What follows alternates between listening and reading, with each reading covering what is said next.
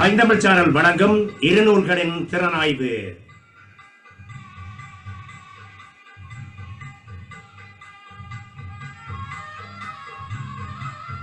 பைந்தமிழ் சேனல் வழங்கும் இரு நூல்களின் திறனாய்வு. இன்றைய திறனாய்வுக்கு வரும் நூல்கள் வடகோவை வரதராஜனின் ஆளப்போகும் வேர், கந்தமடம் ஆன அஜந்தனின் மரணங்களின் சாட்சியாக.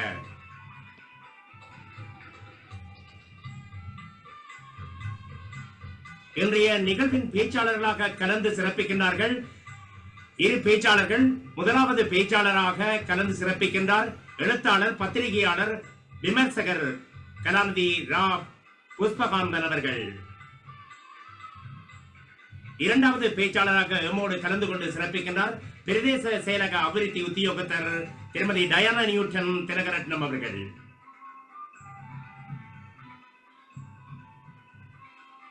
இது 22ஆம் தேதி ஜூன் மாதம் 2025 ஞாயிற்றுக்கிழமையில் உங்கள் அனைவரையும் சந்திப்பதையிட்டு மட்டற்ற மகிழ்ச்சி அடைகிறோம். நான் உங்கள் அன்பன் ராஜ் குலராஜ்.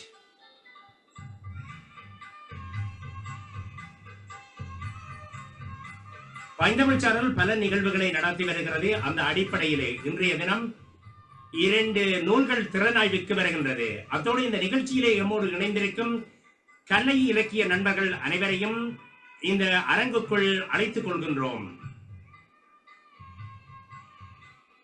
ராஜ் குலராஜா என்ற முகநூலாக இணைந்திருக்கின்ற கலை இலக்கிய அன்பர்களையும் இந்த நிகழ்ச்சியினூடாக அன்போடு வரவேற்றுக் கொள்கின்றோம்.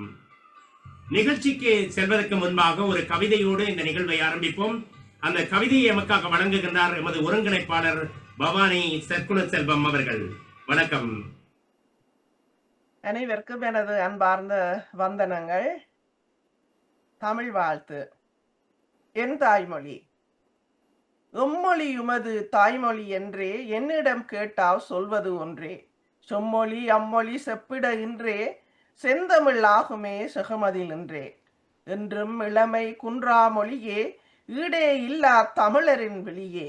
நன்றே இலக்கியம் இலக்கணம் கண்டே நானிலம் போற்றும் வளமையும் உண்டே. கன்னித் தமிழாம் கனியின் சுவையாம் காலத்தால் என்றும் அழியா மொழியாம். என்னுள் வாழ்ந்தே கவிதை வழியாம் எழுத்தென வந்திடும் இயலிசை மொழியாம். இன்னல் பல பல எய்திய போதும் எதிரிகள் செய்திட கலப்பட தீதும். கண்ணல் தமிழே கலங்கியதில்லை காத்தாய் நீயே தனித்தமிழ் இல்லை. இன்னல் பல பல எய்திய போதும் எதிரிகள் செய்திட கலப்பட தீதும். கண்ணல் தமிழே கலங்கியதில்லை காத்தாய் நீயே தனித்தமிழ் இல்லை. நன்றி, வணக்கம். நன்றி திருமதி பவானி சற்குண செல்வம் அவர்களே. சரி, பைந்தமிழ் சேனல் வழங்கும் இரு நூல்களின் திறனாய்விலே 2 நூல்கள் நான் கூறியது போன்று திறனாய்வுக்கு வருகின்றன. முதலாவது நூலாக வடகோவை வரதராஜன் எழுதிய ஆளப்போகும் வேர் என்ற வேர்கள் என்ற நூல் திறனாய்வுக்கு வருகிறது. எழுத்தாளர் வடகோவை வரதராஜன் அவர்கள் சிறுகதை, கவிதை, கட்டுரை என இலக்கியத்தில் பல்வேறு தளங்களிலும் இயங்கி வருபவர். சூழல் பாதுகாப்பில் மிகுந்த ஈடுபாடு மிக்கவர்.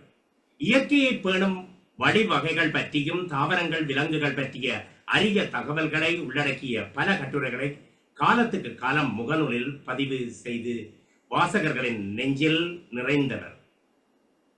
எள்ளலும் நகையுமான அமைந்த அவரின் எழுத்து வடிவங்கள் வாசகர்களால் தேடி வாசிக்கப்படுவது மட்டுமல்லாமல் காரசாரமான கருத்து பயிர்களுக்கு உட்படுத்தப்பட்டு வருவதால் வாசகர்கள் பலதரப்பட்ட விடயங்கள் பற்றியும் அறிவையும் தகவல்களையும் பெற்றுக்கொள்கிறார்கள் என்பது அனைவரும் அறிந்த உண்மை.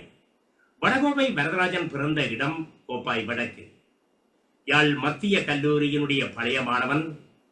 விவசாய டிப்ளோமா குண்டசாலை விவசாய கல்லூரி கண்டியில் உயர் படிப்பு படித்தவர்.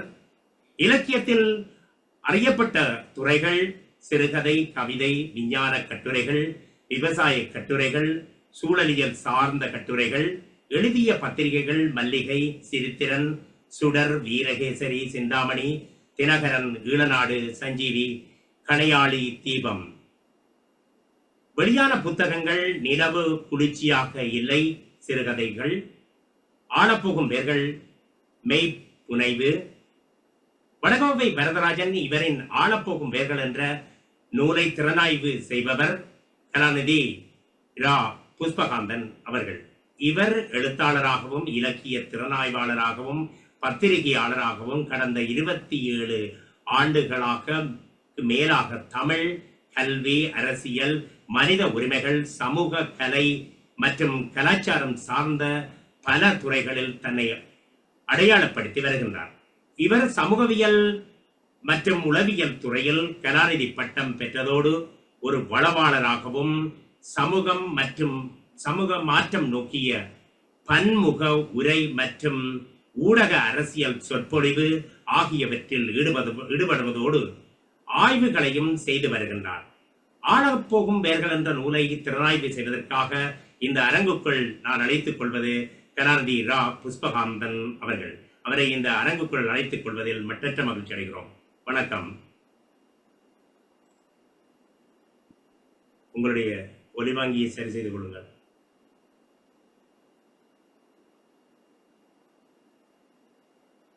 வணக்கம். வணக்கம். முதலாவதாக பைந்தமிழ் சாரலில் இணைந்து கொள்வதில் நான் மிக்க மகிழ்ச்சி அடைகிறேன். குறிப்பாக பைந்தமிழ் சாரலில் கலந்து கொண்டிருக்கின்ற அனைத்து கலைஞர்களோடும் நானும் ஒருவனாக கலந்து கொள்வதில் மிக்க மகிழ்ச்சி. ஒரு நல்ல மகிழ்ச்சியான விடயம், வடகோவை வரதராஜன் அவருடைய ஒரு புதிய பாணியிலான, அவருடைய பாணியிலிருந்து சற்று விலகி ஒரு அருமையான மெய்ப்புனைவு நூலை ஒன்றை அவர் எங்களுக்கு தந்திருக்கிறார். அதனை திறனாய்வு செய்வதற்காக கிடைத்த இந்த அருமையான வாய்ப்பினை நான் மிகவும் மகிழ்ச்சியோடும் பூரிப்போடும் ஏற்றுக்கொள்வதோடு திறனாய்வுக்கு செல்லலாம் என்று நினைக்கின்றேன். பொதுவாகவே திரு வரதராஜன் ஐயா அவர்களை நீங்கள் அறிமுகப்படுத்தி விட்டீர்கள். அதனால் நேரத்தை அதற்குள் செலுத்தாமல் திறனாய்வுக்குள் புகுந்து விடலாம் என்று நினைக்கிறேன்.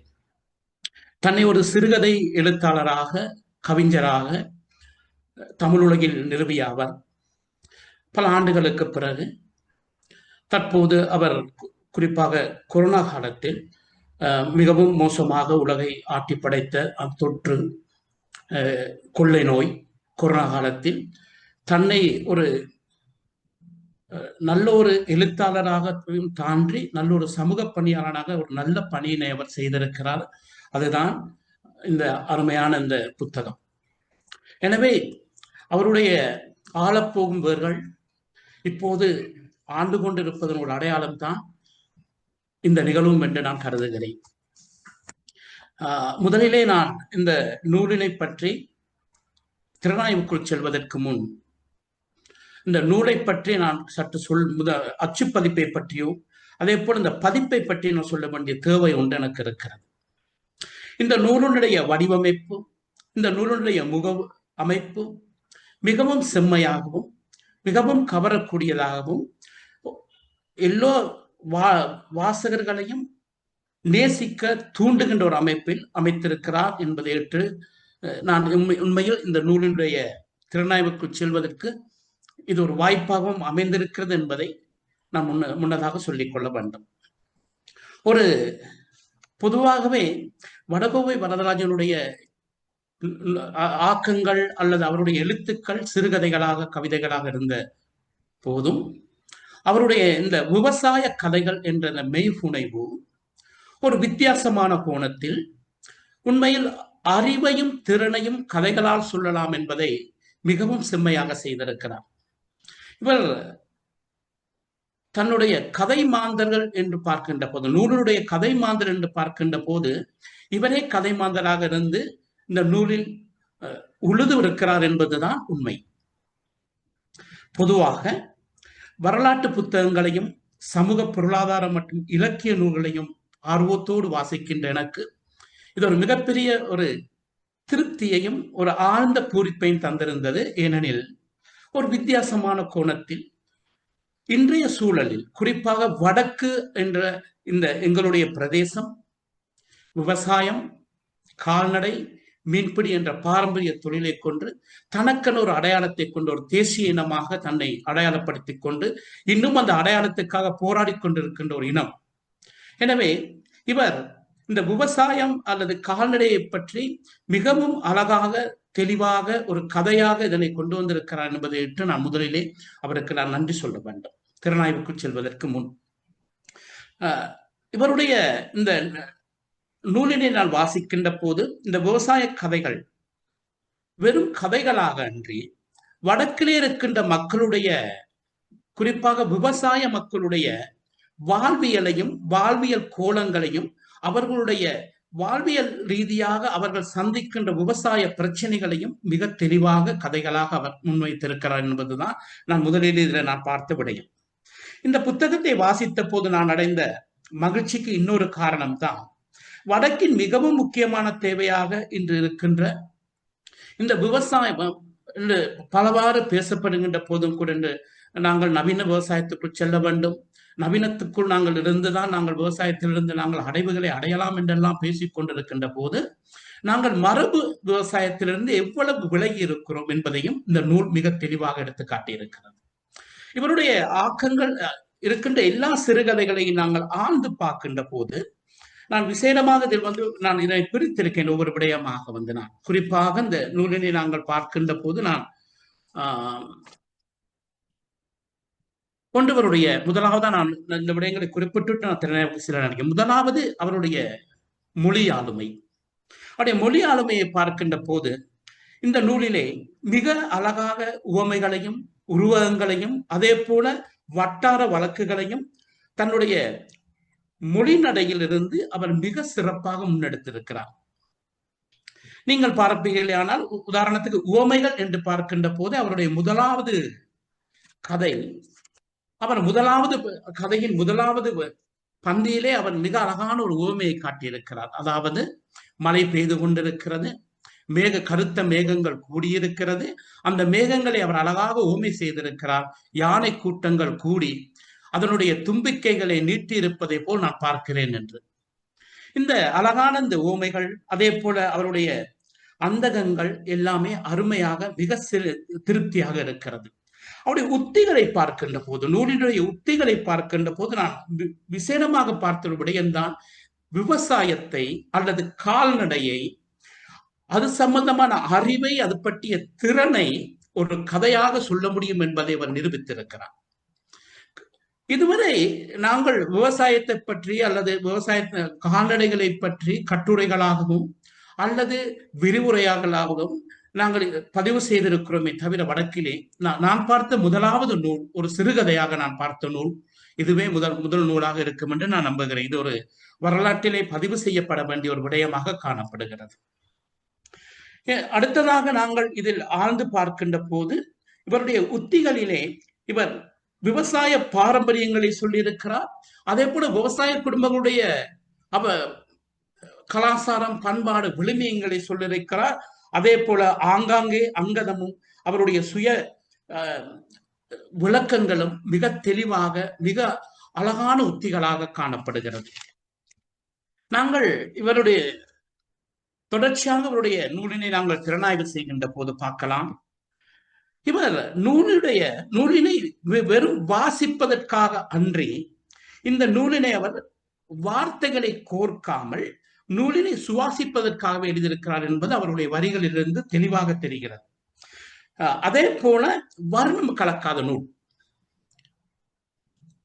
இந்த நூலை வாசிப்பதற்கு தூண்டுவதற்கான மொழிநடை இருக்கிறது, ஆனால் வர்ணிக்கவில்லை. கற்பனை கட்டி பறந்ததாக இந்த நூலில் நான் எந்த இடத்திலும் நான் அவதானிக்கவில்லை. நான் தொடர்ச்சியாக 2-3 வாரங்களாக அந்த நூலை வாசித்ததன் அடிப்படையிலே இது மிக நேர்த்தியாக ஒவ்வொரு வார்த்தைகளையும் மிக கவனமாக கையாண்டிருக்கிறார் என்பது நூலாசிரியருடைய உண்மையிலேயே அவரை பாராட்டுக்கு ஒரு கொண்டு வரக்கூடிய ஒரு மிக திறமையான ஒரு எழுத்தாளர் என்பதை இது எடுத்து காட்டியிருக்கிறது.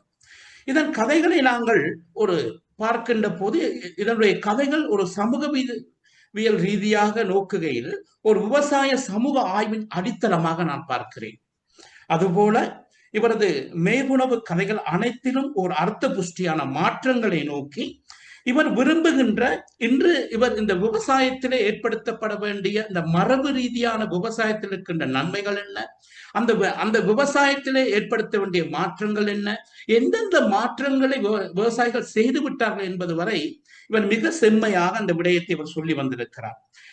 உங்களுக்கு தெரியும், தற்போதைய காலத்தில் இந்த விவசாயம் என்பது சிதிலமடைந்து வருகின்றது. எங்களுடைய வடக்கை நீங்கள் எடுப்பீர்களே, ஆனால் விவசாயம் என்பது மருவி இன்று ஒரு ட்ரெண்டாக மாறி இருக்கிறது வந்து இளைஞர்கள் மத்தியில் பார்க்கின்ற போது நாங்கள் அநேகமானவர்கள் வெளிநாடுகளுக்கு செல்வதை புலம்பெயர்வதை நோக்கி நடந்திருக்காக. மறுபற்ற வேறு வேறு காரணங்களும் காணப்படும். இதற்கான இளைஞர்களுக்கான உற்பத்திக்கான வாய்ப்பளிக்கப்படாமை, உற்பத்திக்கான முதலீடு அளிக்கப்படாமை, அல்லது உற்பத்திக்கான சந்தை அணுகுதல் இங்கு இல்லாத காரணத்தாலும் இளைஞர்கள் விவசாயத்திற்குள் ஈடுபடுவதிலிருந்து விலகி அல்லது மாற்று தொழில் வாய்ப்புகள் இன்றி இளைஞர்கள் என்று புலம்பெயர்ந்து கொண்டிருக்கின்ற சூழலிலே இந்த நூல் உண்மையில் இன்று இந்த இளைஞர்கள் விவசாயத்துக்குள் புகுந்து விவசாயத்துக்குள் தங்களையும் சாதிப்பதற்கான ஒரு விவசாயிக மாற்றிக்கொள்ளலாம் என்ற வகையில் இவருடைய எழுத்துக்கள் மிக அழகாக கொடுக்கப்பட்டிருக்கின்றன. அதே போல தொடர்ச்சியாக நாங்களுடைய நூலை பார்க்கின்ற போது இந்த நூலின் கதைகளில் விவசாய தகவல்கள், விவசாய அவருடைய அனுபவங்கள், அதே போல முற்போக்கான தூரநோக்கு சிந்தனைகள் என எல்லாமே வேரூன்றி இருக்கிறது. நமது நாட்டின் முதுகெலும்பாக இருப்பது வேளாண்மை. நமது தமிழ் மக்கள் வேளாண்மை தொழிலை ஒரு உயிர் தொழிலாகவும் ஒரு உயரிய தொழிலாகவும் வணங்கி வந்தனர் என்பதற்கு இந்த நூல் ஒரு சான்று. ஏனெனில் இவருடைய கதைகளில் இவருடைய புனைவுகளில் நாங்கள் பார்க்கலாம் ஒவ்வொரு குடும்பங்களுடைய அவர்களுடைய சொல்லாடல்கள் அல்லது அவர் சந்திக்கின்ற நபர்களோடு அவர் செய்கின்ற சொல்லாடல்கள் எல்லாமே எங்களுடைய வழக்காற்றோடு செல்கின்ற அதே நேரத்தில் விவசாயத்தில் எந்த அளவுக்கு உட்புகுந்திருக்கிறார்கள் என்பதற்கு ஒரு சான்றாக அமைந்திருக்கிறது. அவர்கள் விவசாயம் செய்த முறை, பயிர் செய்த வகைகள், அவர்களது காலத்தில் இருந்த தொழில்நுட்ப நுணுக்கங்கள் அற்ற காலத்தில் அவர்கள் எவ்வாறு இந்த விவசாயத்தை மேற்கொண்டார்கள், அதற்கான வாய்ப்புகளை அவர்கள் இவ்வாறெல்லாம் பயன்படுத்தினார்கள், அதே போல இனி பயன்படுத்தலாம் என்ற விடயங்களையும் இந்த நூல் மிக ஆழமாக ஆராய்ந்திருக்கிறது. ஏனெனில் இந்த இடத்தில் நான் குறிப்பிட்டு சொல்ல வேண்டும், எங்களுடைய ஒரு உக்கிரமான யுத்தம் நடந்த போது கூட எமது விவசாயிகள் மாற்று வழிகளை கையாண்டிருந்தார்கள். அந்த மாற்று வழிகளை அவதானித்த போது நான் அறிந்த ஒரு விடயம்தான், அந்த மாற்று வழிகள் எதுவென ஆராய்ந்த போது இவர்கள் மரபு ரீதியான முறைகளை அதிகமாக கையாண்டிருந்தார்கள். இந்த நவீன முறைகள் அல்ல, ஆனால் இவர்கள் மாற்றீடுகளை நோக்கி விவசாயிகள் சென்றிருந்தார்கள். அதனையும் இந்த நூலுக்குள் அவர் இடையிடையே சொருகி இருக்கிறார், பார்க்கக்கூடியதாக இருக்கிறது. ஆதி தொழிலான விவசாயமும் மாற்றத்திற்கு தன்னை உட்படுத்திக் கொள்வது தவிர்க்க முடியாத ஒன்றாக காணப்படுகின்ற சூழலிலே மரபு ரீதியான விவசாயம் எந்த அளவுக்கு சாத்தியமானது என்ற விடயத்தையும் இவர் மிக ஆழமாக எடுத்திருக்கிறார். நாங்கள் ஒவ்வொரு கதையாக நாங்கள் சற்று பார்க்கின்ற போது, அவருடைய ஒவ்வொரு கதைகளிலிருந்து நாங்கள் பார்க்கின்ற போது அவர் குறிப்பாக அவர் நிறைய விடயங்களை அவர்களுக்கு சொல்கிறார். உளுந்து பயிற்சிகை சாகுபடியை சொல்லியிருக்கார், மரவழியை பற்றி சொல்லியிருக்கிறார், மஞ்சளை பற்றி சொல்லியிருக்கிறார், நெற்பயிற்சிகையை பற்றி சொல்லியிருக்கிறார், குரக்கனை பற்றி சொல்லியிருக்கிறார், இஞ்சி சாகுபடியை பற்றி சொல்லியிருக்கிறார். இதை கடந்து அவருடைய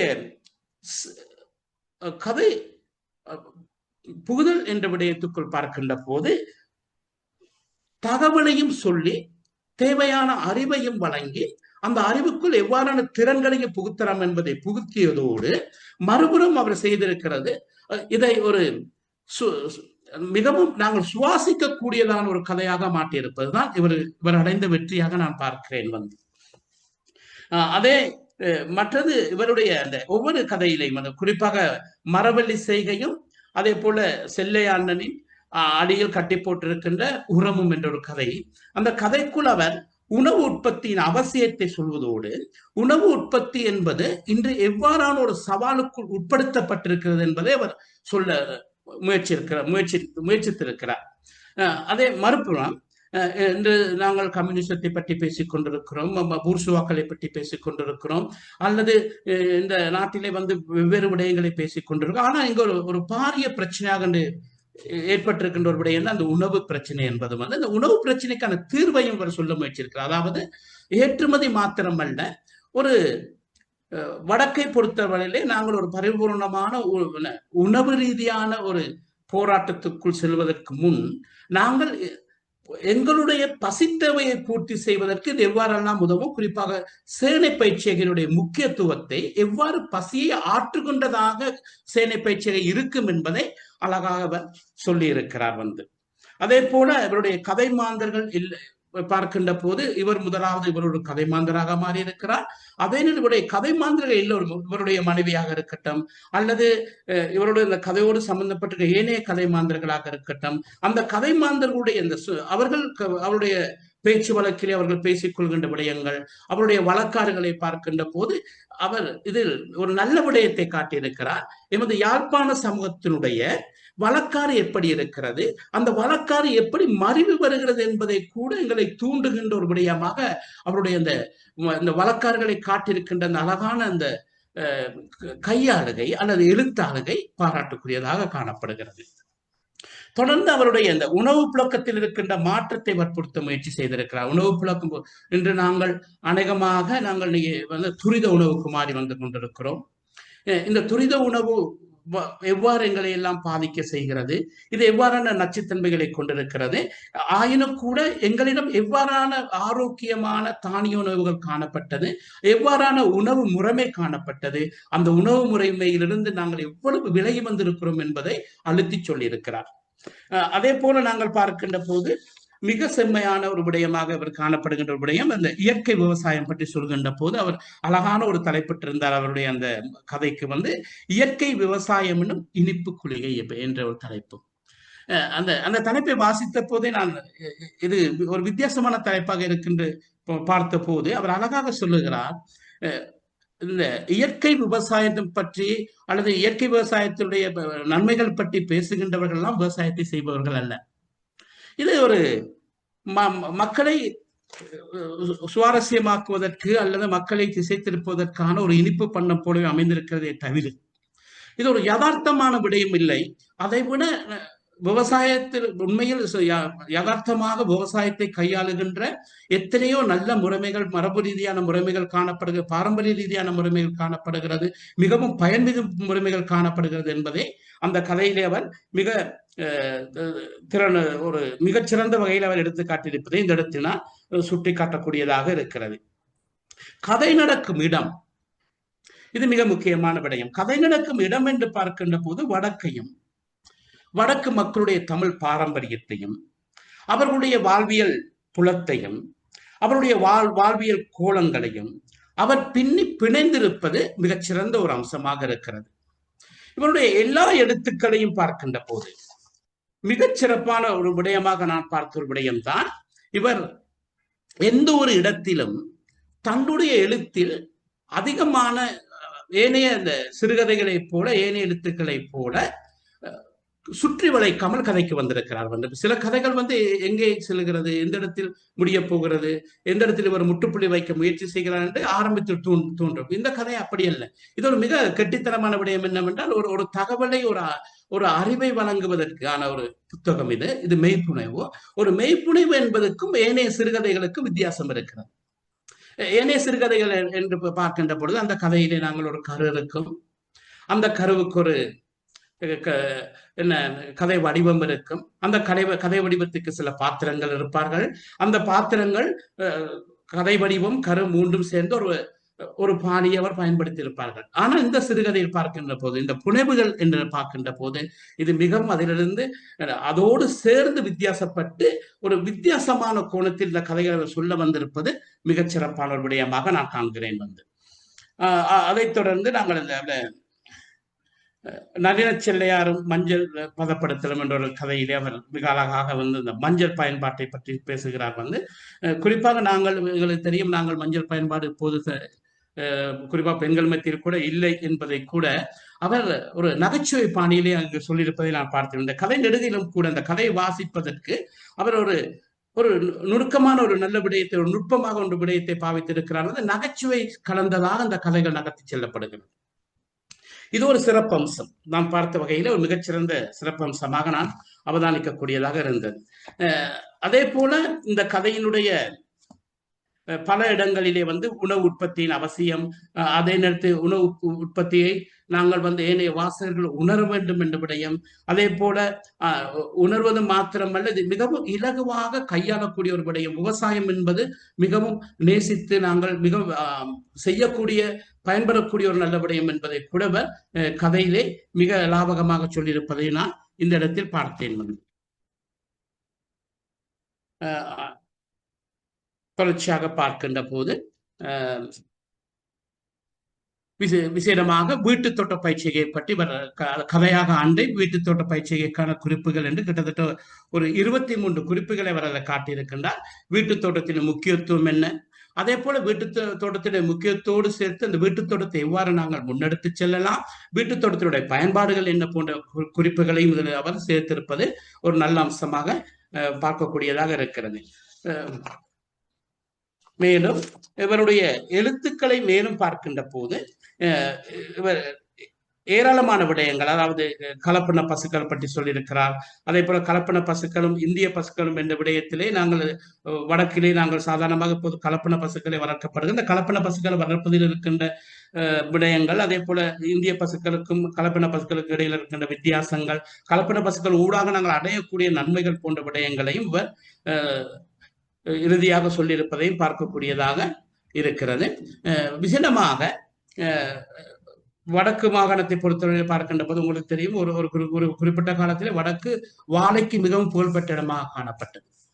விஸ்வமடு என்பது வாழையினுடைய பிரதான சந்தையாக, ஒரு காலத்தில் மிகப்பெரிய சந்தையாக விஸ்வமடு சந்தை காணப்பட்டது. யாழ்ப்பாணத்திலிருந்து அநேகமானவர்கள் துவிச்சக்கர வண்டியிலே வாழை ஏற்றி கொண்டு வந்து விஸ்வமடு சந்தையிலே விற்ற ஒரு காலம் இருந்தது. ஆனால் இன்னைக்கு அந்த வாழை சற்று வாழை பயிற்சியை சிறிது சிறிதாக சிதிலமடைந்து வருவதை போல இது அழகாக சொல்லியிருப்பதோடு, குறிப்பாக புயல் காலங்களிலே வாழைகள் எவ்வாறு பாதிப்படைகிறது, அல்லது வாழைகள் எப்படி அழிந்து போகிறது என்பதையும், அந்த அழிவிலிருந்து எவ்வாறு நாங்கள் வாழைகளை பாதுகாத்துக் கொள்ளலாம் என்ற விடயங்களையும் கூட அவர் மிக அழகாக கதைகளாக அவர் சொல்லியிருப்பது இந்த இருக்கின்ற கதைகளிலே ஒரு வித்தியாசமான கதை வடிவமாக நான் பார்க்கக்கூடியதாக இருந்தது. செயற்கை பசலையை பற்றி சொல்லியிருக்கிறார். அதே போல செயற்கை பசலையோடு சேர்த்து இந்த வேளாண்மை செய்முறையில் இருக்கின்ற உயிர் உரம் பற்றி சொல்லியிருக்கிறார்.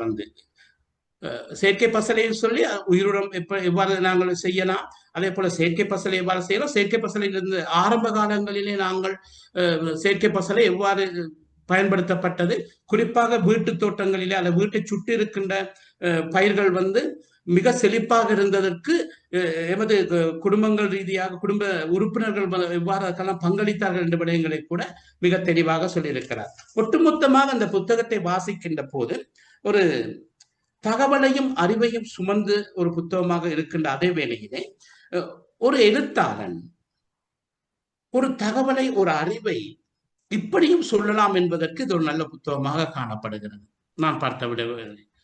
ஏனெனில் அநேகமாக இந்த இலங்கையுடைய சிறுகதையில, குறிப்பாக எங்களுடைய வடக்கில் இருக்கின்ற இலக்கியங்களை பார்க்கின்ற போது, அல்லது அது சிறுகதைகளாக இருக்கலாம், கவிதைகளாக இருக்கலாம், நான் எப்போதும் பெருமைப்பட்டுக் கொள்கின்ற ஒரு விடயம் தான், இந்தியாவை விட நாங்கள் வித்தியாசமான, இந்தியாவில் இருக்கின்ற குறிப்பாக தமிழ்நாட்டில் இருக்கின்ற இலக்கியங்களோடு நாங்கள் ஒப்பிடுகின்ற பொழுது நாங்கள் மிகவும் வித்தியாசமான. ஏனெனில் நாங்கள் யதார்த்தத்தை எழுதுபவர்கள், யதார்த்தத்தை பேசுபவர்கள், யதார்த்தத்தை நாங்கள் வெளிக்கொணர்வதற்காக எங்களுடைய பேணைகளை பயன்படுத்துபவர்கள். நாங்கள் என்றைக்கும் நாங்கள் இந்தியாவில் இருக்கின்ற இலக்கியங்கள், அநேகமான இலக்கியங்களை பார்த்து அது கற்பனை கட்டி பறக்கும், அது சிறகு கட்டி பறக்கும். ஆனால் எங்களுடைய எழுத்துக்கள் அப்படி அல்ல. எங்களுடைய எழுத்துக்கள் கூடுதலாக யதார்த்தத்தை பேசும், வழிகளை பேசும், எங்களுடைய வழிகளுடைய பாரத்தை பற்றி பேசும், பசியை பேசும், பசியின் வழியை பற்றி பேசும். அதனுடைய ஒரு வடிவமாகத்தான் இந்த நூலை பார்க்கக்கூடியதாக இருக்கிறது. பசியை ஆற்றுவதற்கு என்ன செய்யலாம் என்பதை கூட இந்த நூல் மிக தெளிவாக ஒவ்வொரு கதையிலும் 13 கதைகளிலும் அவர் அந்த விடயத்தை சிறிது சிறிதாக சொல்லியிருக்கின்ற அந்த அழகு மிகப்பெரிய அழகு என்று தான் சொல்ல வேண்டும். அதே போல் விசேடமாக இந்த நூலிலே நான் பார்த்த நல்ல விடயங்கள் என்று இன்னும் பார்க்கின்ற போது, இவர் அந்த கதைகளை பார்க்கின்ற போது எல்லா கதைகளும் ஒரு தொடர், ஒரு பெரிய கதைகளாக சிறு சிறு கதைகளாக முடித்திருக்கிறார். இந்த வாசிப்பவர்களுக்கு இது மிகவும் விருப்பமாகவும் தூண்டக்கூடியதாகவும் இருக்கும். கதைகளை சிறு சிறு கதைகளாக சொல்லியிருக்கிறார். சொல்லியிருக்கிற வடிவம், அந்த எழுத்து பாணி, அவருடைய எழுத்து பாணி மிக இலகுவான ஒரு பாணி அவர் கையாண்டிருக்கிறார். சாதாரண ஒரு சிறுவர் முதல் முதியவர் வரை வாசிக்கின்ற பாணி அதில் காணலாம். சிறுவருக்கும் அதை வாசிப்பதற்கு விருப்பமாக இருக்கும், அதே போல ஒரு முதியவரும் வாசிப்பதற்கு அது மிக விருப்பமாக இருக்கின்ற ஒரு இதை காணக்கூடியதாக இருந்த இந்த நூல். ஒட்டுமொத்தமாக இந்த ஆளப்போகும் வேர்கள், நான் நினைக்கிறேன் அந்த புத்தகத்தினுடைய முன்னட்டையை பார்த்தீர்களே ஆனால் ஒரு பனை மரத்தை காட்டியிருக்கிறார். அந்த பனை மரத்திற்கு கீழே ஒரு பெண் நிற்பது போன்ற ஒரு வடிவத்தை காட்ட பின்னால் ஒரு ஒளிவட்டம் தோன்றுகிறது. நான் நினைக்கிறேன் உண்மையில் இந்த முன்னட்டை ஒரு செய்தி சொல்கிறது. பறவைகள் பறக்கிறது, பனைமரம் இருக்கிறது, ஒரு பெண் நிற்கிறாள், அதுக்கு பின் ஒரு பெரிய ஒளிவட்டம் ஒன்று தோன்றுகிற நிலவை போன்ற ஒரு வடிவம் ஒரு சிவப்பு வடிவத்திலே காட்டியிருக்கிறார். நான் இது எதை காட்டுகிறது என்றால், இந்த கதைகள் எல்லாவற்றையும் வாசிக்கின்ற போது நாங்கள் இன்றிருக்கின்ற சூழலிலே நாங்கள் விவசாயத்தை நாங்கள் சிறிது சிறிதாக நாங்கள் கைவிட்டு வருகின்ற இந்த சூழலிலே அதனை எவ்வாறு பின்பற்றலாம், அதனை எவ்வாறு பயன்படுத்தலாம், அதிலிருந்து நாங்கள் எப்படி எங்களுடைய பசியை ஆற்றிக்கொள்ளலாம், அதையும் தாண்டி எங்களுக்கான அடையாளத்தை எப்படி நிரூபித்துக் கொள்ளலாம் என்பது. நாங்கள் ஒரு தேசிய இனமாக ஒரு குறித்த பிரதேசத்திலே ஒரு குறித்த மொழியை பேசிக்கொண்டு ஒரு குறித்த பொருளாதாரத்தை கொண்டு ஒரு குறித்த தனித்துவத்தையும் அடையாளத்தையும் கொண்டு ஒரு இருப்பினை கொண்ட ஒரு இனமாக இருக்கின்ற அந்த சூழலில் எத்தனையோ விதமான இன்னல்களை நாங்கள் அந்த அடையாளத்தை அளிப்பதற்கான எத்தனையோ விதமான பிரச்சனைகள் என்று காணப்படுகின்ற போது இந்த விவசாயம் இந்த அடையாளத்துக்கு ஒரு நல்ல கருவியாக இருக்கும் என்பதை இந்த நூல் அழகாக எடுத்து காட்டியிருக்கிறது. எங்களுக்கு தெரியும் எங்களுடைய அடையாளம் எப்படியெல்லாம் சிதைக்கப்படுகிறது. இந்த உண்மையில் எங்களுடைய வடக்கு எடுப்போமையானால் வடக்கு என்பது எங்கள் அடையாளங்களே ஒரு முக்கியமான அடையாளம். பொருளாதாரம் என்று பார்க்கின்ற போது விவசாயம், கால்நடை, மீன்பிடி என்பது ஒரு பிரதான அடையாளமாக இருக்கிறது. ஆனால் இன்றும் எங்களுடைய பிரதேசம் எந்த அளவுக்கு விவசாயத்துக்காக பயன்படுத்தப்பட்டிருக்கிறது, அல்லது எமது பிரதேசம் விவசாயத்துக்கான எந்த அளவு முதலீடுகள் ஒதுக்கப்பட்டிருக்கிறது, எங்களுக்கான எந்த அளவுக்கு சந்தை அணுகல்கள் செய்யப்பட்டிருக்கின்றதெல்லாம் பார்க்கின்ற போது அது மிகப்பெரிய ஒரு கேள்விக்குறியாக இருக்கிறது. அது கால்நடை மாத்திரமல்ல, விவசாயம் மாத்திரமல்ல, எங்களுடைய மீன்பிடியை பார்ப்போமையான 3 புறங்களும் நாங்கள் கடலை சூழ்ந்திருக்கின்ற போதும் கூட இன்னும் ஒரு நவீன மீன்பிடி துறைமுகத்தை கூட நாங்கள் இன்னும் பெற்றுக்கொள்ளாத ஒரு சமூகமாகத்தான் காணப்படுகிறோம். இந்த நூல் இறுதியாக நான் பார்க்கின்ற இந்த நூல் என்ன செய்திருக்கிறதுடைய நிறைவு எப்படி இருக்கிறது என்று பார்ப்போமானால், இந்த நூல் ஒரு நல்ல உதாரணம். என்னை கூட அநேகமான சந்தர்ப்பங்கள் சிந்திக்க விட்ட ஒரு விடயம்தான், ஏன் நீயும் ஒரு விவசாயியாக மாறலாமே என்பதை தூண்டி இருக்கிறது. நான் நினைக்கிறேன் இந்த நூலை வாசிக்கின்ற எல்லோரையும் இது ஒரு விவசாயியாக மாற்றுவதற்கு தூண்டக்கூடிய ஒரு நல்ல ஒரு திறவுகோலாக இந்த நூலை பார்க்கிறேன். இந்த நூலிலே தகவலையும் அறிவையும் சொல்லுகின்ற ஒரு மெய்ப்புனைவாக இருந்தாலும் கூட எந்த ஒரு இடத்திலும் இவர் சிறுகதையுடைய பாணியிலிருந்து இவர் விலகவில்லை. அது அவருடைய மொழியாளுகையாக இருக்கலாம், நான் முதலிலே குறிப்பிட்டதை போல அவருடைய உத்திகளாக இருக்கலாம், அல்லது அவர் பாவித்திருக்கின்ற உவமைகளாக இருக்கலாம். எந்த ஒரு இடத்திலும் அவர் சிறுகதையிலிருந்து விலகவில்லை. ஆனால் இவருடைய வெற்றி எதுவென பார்க்கின்ற பொழுது சிறுகதைக்குள்ளும் தகவலை சொல்லலாம், அறிவை கொடுக்கலாம். அதே போல எமது சமூகத்தின் ஒரு மாற்றத்துக்கு நாங்கள் ஒரு அழகான ஒரு கருவியை நாங்கள் கையில் அளிக்கலாம் என்பது போல இந்த நூலினை ஒரு கருவியாக, ஒரு பொறிமுறையாக எங்கள் கையில் அளித்திருக்கிறார் என்பதுதான் இந்த நூலுடைய நான் பார்த்தபடி. உண்மையில் இந்த நூலை முழுமையாக திறனாய்வு செய்வதனில் ஒரு நீண்ட நேரம் தேவைப்படும். ஒவ்வொரு கதையாக பார்க்கின்ற போது இந்த ஒரு அருமையான வாய்ப்பை எனக்கு அளித்தமைக்காக உங்களுக்கு நன்றி சொல்ல கடமைப்பட்டிருக்கின்றேன். அதே போல இந்த ஆளப்போகும் போர்கள் நூலில் முழுமையாக இறங்கி உழுதிருக்கின்ற எங்களுடைய வடகோவை வரதராஜனுக்கு நான் நன்றி சொல்ல கடமைப்பட்டிருக்கின்றேன். தொடர்ந்து உழுது கொண்டிருங்கள். எங்களுடைய நிலங்களில் மாத்திரமல்ல, எங்களுடைய மனங்களிலும் நீங்கள் உழுது கொண்டிருப்பீர்கள். இவ்வாறான நூல்களை நீங்கள் தொடர்ச்சியாக எழுத வேண்டும், எங்களுக்கு கரங்களில் தவளவிட வேண்டும் என்று கேட்டு ஒரு அருமையான வாய்ப்பளித்த உங்களுக்கும் நான் நன்றி சொல்லி விடைபெறுகின்றேன். நன்றி, வணக்கம். நன்றி கலாநிதி புஷ்பகாந்தன் அவர்களே. அருமையான நிகழ்வு. உங்களுடைய பேச்சிலே நான் அவதானிக்கின்ற போது, நான் ஒரு கிளிநொச்சி மாவட்டத்தில் இருந்து வந்தவர். 1980ஆம் ஆண்டிலே காணப்பட்ட அந்த விவசாயத்தில் ஈடுபடுகின்ற போது இருந்ததை விட இப்ப பல மாற்றங்கள் வந்திருக்கிறது. இளைஞர்களில் குற்றம் சொல்லி பிழையில்லை. உண்மையாக என்ன பிரச்சனை என்றால் ஆட்பற்றாக்குறை ஏற்படுகிறது. அதில் வருகின்ற சந்தைப்படுத்தலினால் வருகின்ற வருமானங்கள் குறைக்கப்பட்டிருக்கிறது. நீங்கள் சொன்னீர்கள் இந்த வாழைக்குலையை வாங்குறதுக்கு சந்தைப்படுத்துவதற்காக விசுவமடுக்கு சென்றிருந்த போது அங்கே எப்படி இருந்தது என்று குறிப்பிட்டிருந்தீர்கள். ஆனால் அந்த காலத்திலே சிங்களவர்கள் சிங்கள பகுதிகளிலே இருந்து வந்து சந்தை எடுத்துக்கொண்டு சென்றார்கள். அங்கிருந்து பலாப்பழம் அதற்கான விதைகளை கொண்டு வந்து எமக்கு தந்தார்கள். செத்தல் மிளகாயை எங்கே இருந்து எடுத்துக்கொண்டு சென்றார்கள். இப்படியெல்லாம் நடந்தது. ஆனால் இதில் வருகின்ற வருமானங்களுக்கு அரசு துணைகளும் கொடுப்பதில்லை. தண்ணி பற்றாக்குறை இருக்கிறது. இப்பொழுது கிணத்தனுடைய ஆழங்களே கூடிக்கொண்டு போகிறது. காரணம் தண்ணியுடைய பற்றாக்குறை. ஆனால் இந்த விவசாயத்தில் ஈடுபடுகிற எனக்கு தெரிய ஒரு நண்பர் கனடாவிலே இருந்து விவசாயம் சென்றார். ஆனால் இந்த கூலிக்கு ஆட்களை பிடிக்கின்ற எடுத்து வேறு இயற்கை விவசாயம் செய்ய முற்பட்டார். முடியாமல் போனதனால் திரும்பி கனடாவுக்கே சென்றார். இப்படியான தடைகள் எல்லாம் இருக்கின்றன. இரசாயனத்தை பாவிக்கிறதை விட இப்படி பாவிக்கலாம், இயற்கை விவசாயத்துக்கு செல்லலாம் என்பது இங்கே காணக்கூடியதாக இருக்கிறது. எனவே அருமையான ஒரு நிகழ்வினூடாக எங்களோடு இணைந்து கொண்டு சிறப்பித்தமைக்காக நன்றி. தொடர்ந்து இந்த நிகழ்ச்சியிலே காத்திருங்கள். அடுத்த பேச்சாளருக்கு பின்பு நாம் கலந்துரையாடலுக்கு செல்ல இருக்கிறோம். அடுத்த பேச்சாளராக எம்மோடு கலந்து சிறப்பிக்க இருக்கின்றார். இன்றைய நிகழ்வு கந்தர்மடம் ஆனா அஜந்தனின் மரணங்களின் சாட்சியாக என்ற நூலினை திறனாய்வு செய்ய வருகின்றார் டயானா நியூட்டன் திலகரட்னம் அவர்கள். இவர் பிரதேச செயலக அபிவிருத்தி உத்தியோகர். மரணங்களின் சாட்சியாக சிறுகதை தொகுப்பு. இதை எழுதியவர் கந்தர்மடம் அஜந்தன் என எழுத்துலகில் அறியப்பட்ட அரியராஜா அஜந்தன். இவர் சிரேஷ்ட திட்ட இணைப்பாளராக பன்னாட்டு நிறுவனத்தில் பணியாற்றி வருகின்றார். டிப்ளோமா கணனி தொழில்நுட்பம் பயின்ற இவர் தற்போது திட்ட முகாமைத்துவத்தில் முதுகலை பட்டப்படிப்பை தொடர்கின்றார். இவர் யாழ்ப்பாணம் மத்திய கல்லூரியில் படித்த காலத்தில் நங்கூரம், அறிவு களஞ்சியம், செட்டு, சாளரம், நாற்று போன்ற மாத சஞ்சிகைகளில் வாசகனாகவும் சந்தாதாரராகவும் இருந்ததனால் வாசிப்பில் ஆர்வம் ஏற்பட்டது. 2002 எழுத்தியல் கற்க நெறியினை கற்று கந்தர்மடம் ஆன அஜந்தன் என்ற பெயரில் சஞ்சிகைகள் பத்திரிகைகளில் 2010 இருந்து எழுதி வருகின்றார். பத்திரிகையில் கவிதை, சிறுகதை, உளவியல் சார் கட்டுரைகளை எழுத ஆரம்பித்தவர். சஞ்சீவியில் வாரந்தோறும் கட்டுரைகளை எழுதி வருகின்றார். பின் சஞ்சிகைகளில் எழுத ஆரம்பித்த இவர் ஜீவநதி, கலைமுகம், ஆறுதல், காற்று வெளி, வளரி போன்ற சஞ்சிகைகளில் எழுதியுள்ளார். ஜீவநதி, திருப்பங்கள், சிறகடிக்கும் சிந்தனைகள், வித்து ஆகிய நூல்களுக்கு அட்டைப்படம் வரைந்துள்ளார். ஒரு நூலுக்கு வெளியீட்டுக்கு உரையையும் 4 நூல்களுக்கு நூல் பற்றிய ஆய்வுரைகளையும் வழங்கியுள்ளார். சீர்மையத்தில் சிறப்பு முறைகள்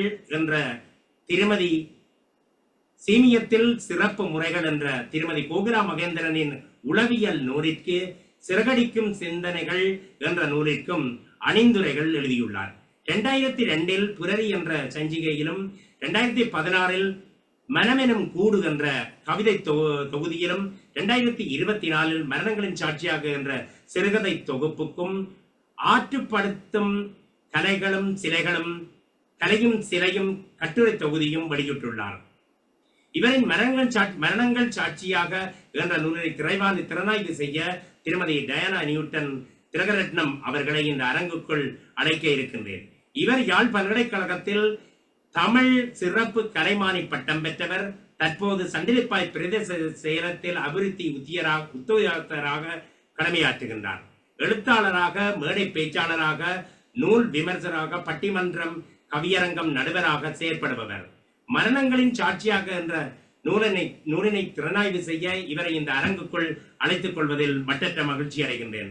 வணக்கம் திருமதி டயானா நியூட்டன் திலகரட்னம் அவர்களே. வணக்கம். வணக்கம்.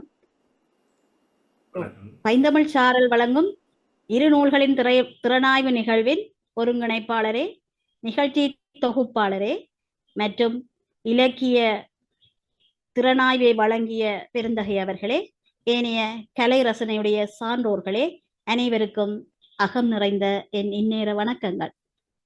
எழுத்தாளர் கந்தர்மடம் ஆன அஜந்தனின் மரணங்களின் சாட்சியாக என்ற சிறுகதை நூலினை ஆய்வு செய்வதற்காக நான் உங்கள் முன் வந்திருக்கின்றேன். முதலில் நூலாசிரியரை பற்றி ஒரு சில விடயங்களை முன்வைக்கலாம் என்று எண்ணுகின்றேன்.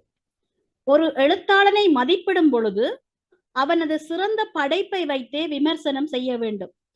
அந்த வகையில் கந்தர்மடம் ஆன அஜந்தன் மனமெனும் கூடு என்ற கவிதை தொகுப்பின் மூலம் ஈழத்து கலை இலக்கிய உலகில் நன்கு அறியப்பட்ட படைப்பாளியாக இருக்கின்றார்.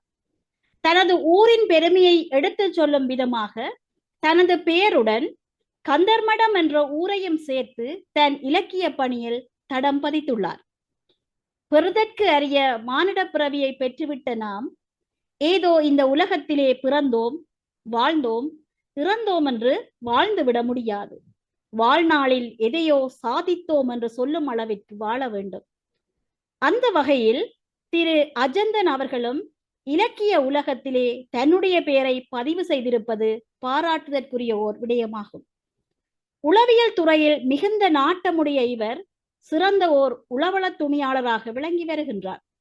அதைவிட சமூகத்திற்கு பயன்பாடு மிக்க கவிதைகள், கட்டுரைகள், விமர்சனங்கள் என்பவற்றை தொடர்ச்சியாக படைத்து வருகின்றார். போரின் வலிகள், அதன் இழப்புகள், வலி சுமந்த பயணங்கள், துரோகங்கள், புறக்கணிப்புகள், பாராபட்சங்கள் என பல கோணங்களில் விரிகின்றது இவருடைய படைப்புகள். இவர் ஓர் அரச சார்பற்ற நிறுவனம் ஒன்றில் களநிலை அலுவலராக பணியாற்றிய போது யுத்தத்தால் பாதிக்கப்பட்ட பகுதிகளில் கடமையாற்றிய அனுபவம், அங்கு வாழ்ந்த மக்களுடன் பழகிய போது பெற்ற வலிகளையுமே இந்த சிறுகதை சுமந்து நிற்கின்றது. போரின் சாட்சிகளாக பொதுமக்களுடனான ஒவ்வொரு பகிர்வும் கூர்வாளாய் குருதி தரிக்க என் இதயத்தை குடைந்து சென்றன என்ற கூற்று அவருடைய உண்மையான கபடபற்ற மனநிலைக்கு சான்றாக அமைகின்றது. 2006 நடைபெற்ற ஒரு வெடி விபத்து மரணத்தின் விளிம்பு வரை என்னை கொண்டு சென்றதால் அது என் கதையையும் பேச வைத்தது. அதன் தலைப்பான மரணங்களின் சாட்சியாக என்பதே என்னுடைய இந்த முதலாவது சிறுகதை தொகுப்பின் தலைப்பாகவும் இடம் பிடித்துள்ளது என்ற அவரின் அனுபவ முகவுரை வரிகள் இன்னும் பல பேச முடியாத கதைகள் மண்ணுக்குள் புதைந்து நீரில் கரைந்து காற்றில் கலந்து கிடப்பதை உறுதிப்படுத்துகின்றது. போரையே பேசுபொருளாக கொண்டு ஒரு கதை சொல்லியாக நான் அடையாளப்படுத்தப்படலாம். அதனை நான் மறுக்கப் போவதும் இல்லை. ஏனெனில் எனது வயதின் பெரும் பகுதியை போர் கடந்து சென்றுள்ளது. அதை அனுபவித்த உங்களில் நானும் ஒருவன் என்று தன்னையும் ஒரு பங்காளியாக்கி தனது மரணங்களின் சாட்சியாக என்ற முதல் சிறுகதை தொகுப்பை இவர் தந்துள்ளார்.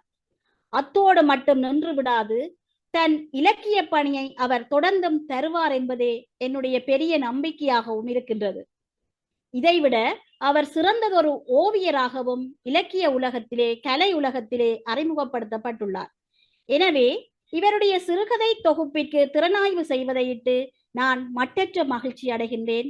என்னையும் இந்த இடத்திலே கௌரவப்படுத்தி எனக்கு இந்த திறனாய்வு செய்யும் சந்தர்ப்பத்தை வழங்கிய அனைவருக்கும் என்னுடைய மனம் நிறைந்த நன்றிகளையும் நான் இந்த நேரத்திலே சமர்ப்பித்துக் கொள்கின்றேன். 16 சிறுகதைகள் 120 பக்கங்களில் ஜீவநதியின் 408வது வெளியீடாக 650 ரூபாய் விலையிலே இந்த நூல் மலர்ந்திருக்கின்றது. அமரத்துவம் அடைந்த அவருடைய அன்பு தாயார் அரியராசா புஷ்பலீலா அவர்களுக்கு இந்த நூல் சமர்ப்பணம் செய்யப்பட்டுள்ளது. நூலின் தலைப்பும் அதற்கேற்ப அட்டைப்படமும் மிகவும் பொருத்தப்பாடாக அமைந்திருக்கின்றது.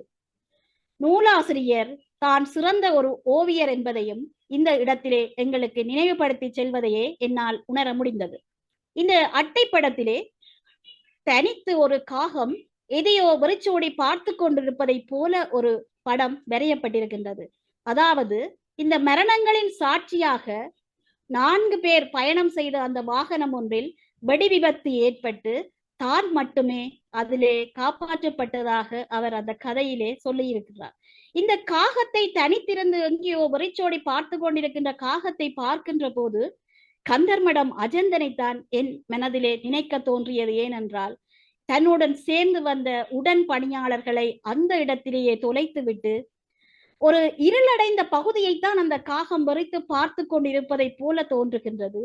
தன்னுடைய வாழ்விலே ஒரு பகுதியை பெரும் இருட்டுக்குள்ளே அவர் புதைத்து விட்டாரோ என்று எண்ண தோன்றுவதும், அந்த சுவரிலே வழிந்து செல்லுகின்ற அந்த குருதி, அந்த வெடி விபத்திலே ஏற்பட்ட அவருடைய நண்பர்களின் குருதியை நினைவுபடுத்துவதாகவும், சிவப்பு மஞ்சளும் கலந்த அந்த நிறப்பகுதி ஒரு விதமான யுத்தத்தின் அந்த அகோரத்தன்மையை வெளிப்படுத்துவதாகவும், சிறந்த ஒரு அட்டைப்படத்துடன் அந்த காகத்தின் தனிமை, அது வெறிச்சோடி பார்த்து கொண்டிருக்கிற அந்த நிலை, இவற்றை வைத்து பார்க்கும் போது அவர் அந்த மரணங்களின் சாட்சியாக தானே அதிலே தன்னை நிரூபணப்படுத்தி இருப்பது தெளிவாக என்னுடைய மனதிற்கு தெரிகின்றது.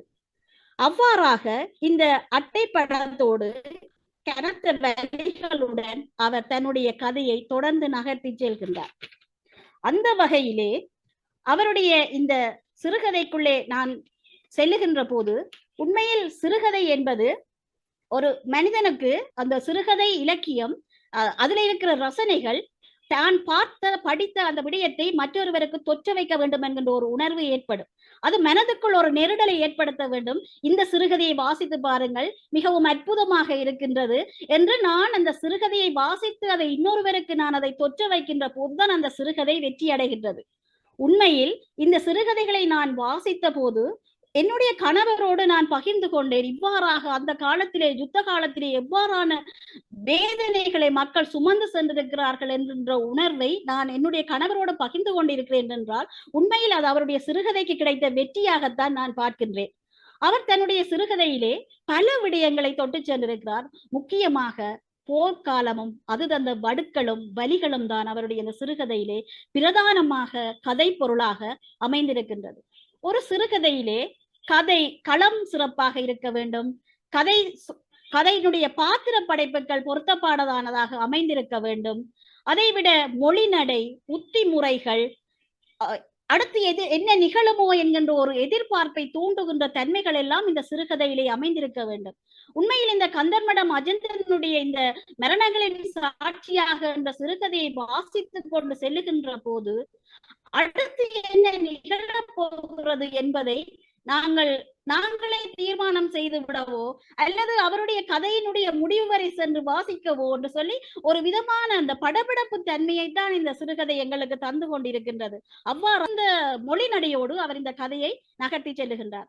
இதிலே ஒரு விடயம் என்னவென்று சொல்லி சொன்னால், சிறந்த மொழிநடை என்று நாங்கள் பார்க்கின்ற போது இந்த சமகாலத்திலே எங்களுடைய வேறு மொழிகளினுடைய கலப்பு எங்களுடைய தமிழிலே சேர்ந்து கொண்டதால் பல ஆங்கில வார்த்தை பிரயோகங்களை அவர் தன்னுடைய சிறுகதையிலே நகர்த்தி கொண்டு செல்கிறார். அதிலே ஒரு இடத்திலே நான் பார்த்த போது ஒரு 2 பாத்திரங்களுக்கு இடையிலான உரையாடலில் டீ போட்டு பிளாஸ்க்ல வச்சிருக்கிறேன், சாக்லேட்ஸும் வச்சிருக்கிறேன், இப்ப நாங்கள் அவங்களை வெல்கம் பண்ணிட்டு வருவோம், எல்லாத்தையும் ரெடி பண்ணு. இதிலே ஆங்கில சொற்களுடைய தாக்கம், அதாவது tea, flask, chocolates, welcome, ready, இப்படியாக ஒரு சிறு பந்தியிலே ஒரு 6-7க்கு மேற்பட்ட ஆங்கில மொழியினுடைய கலப்புகள் எங்களுடைய இந்த இலக்கியத்திலே கலக்கப்பட்டது. ஆனால் நான் அதை தவறென்று சொல்லவில்லை. ஏனென்றால் இன்றைய கால இளம் சந்ததிக்கு இப்படியான மொழி சொற்களை கலக்கின்ற போதுதான் அவர்களுக்கு புரியக்கூடியதாக இருக்கும். நிறைய பழந்தமிழ் சொற்களை எங்களுடைய இளம் சந்ததியினர் என்று மறந்து போய்விட்டார்கள்.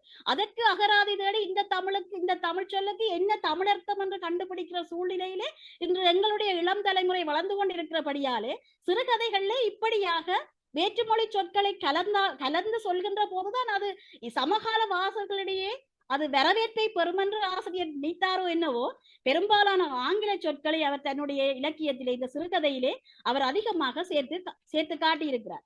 இதிலே நான் பல விடயங்களை இனம் கண்டு எனக்கு தெரிந்த அளவிலே அதை பாகுபடுத்தி உங்கள் முன்னாலே சமர்ப்பிக்கலாம் என்று நினைக்கின்றேன்.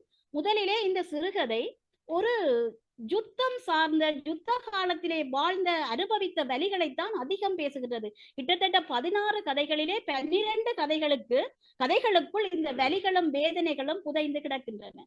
இன்றைய கால இளம் சமூகத்திற்கு 2009ஆம் ஆண்டுக்கு முன் என்ன நடந்தது என்பது ஒரு கதையாக மட்டுமே தெரியப்படுத்தப்பட்டு கொண்டு வருகின்ற சந்தர்ப்பத்திலே இந்த இலக்கியம் ஒரு ஆவணமாக நான் பார்க்கின்றேன். ஒரு குறிப்பிட்ட காலப்பகுதிக்கு முதல் எங்களுடைய தமிழினம் எவ்வாறான வலிகளையும் வேதனைகளையும் சுமந்து கொண்டார்கள் என்பதற்கு சிறந்த ஒரு ஆவணமாக, எதிர்கால சந்ததியினர் ஒரு வரலாற்று ஆவணமாக இதை வைத்து பார்த்து எங்களுடைய மக்கள் பட்ட வலிகளையும் வேதனைகளையும் புரிந்து கொள்வதற்கு இந்த மரணங்களின் சாட்சியாக இன்னும் பல 1000 ஆண்டுகள் நிலைத்திருக்கும் என்பதே என்னுடைய நம்பிக்கையாக இருக்கின்றது.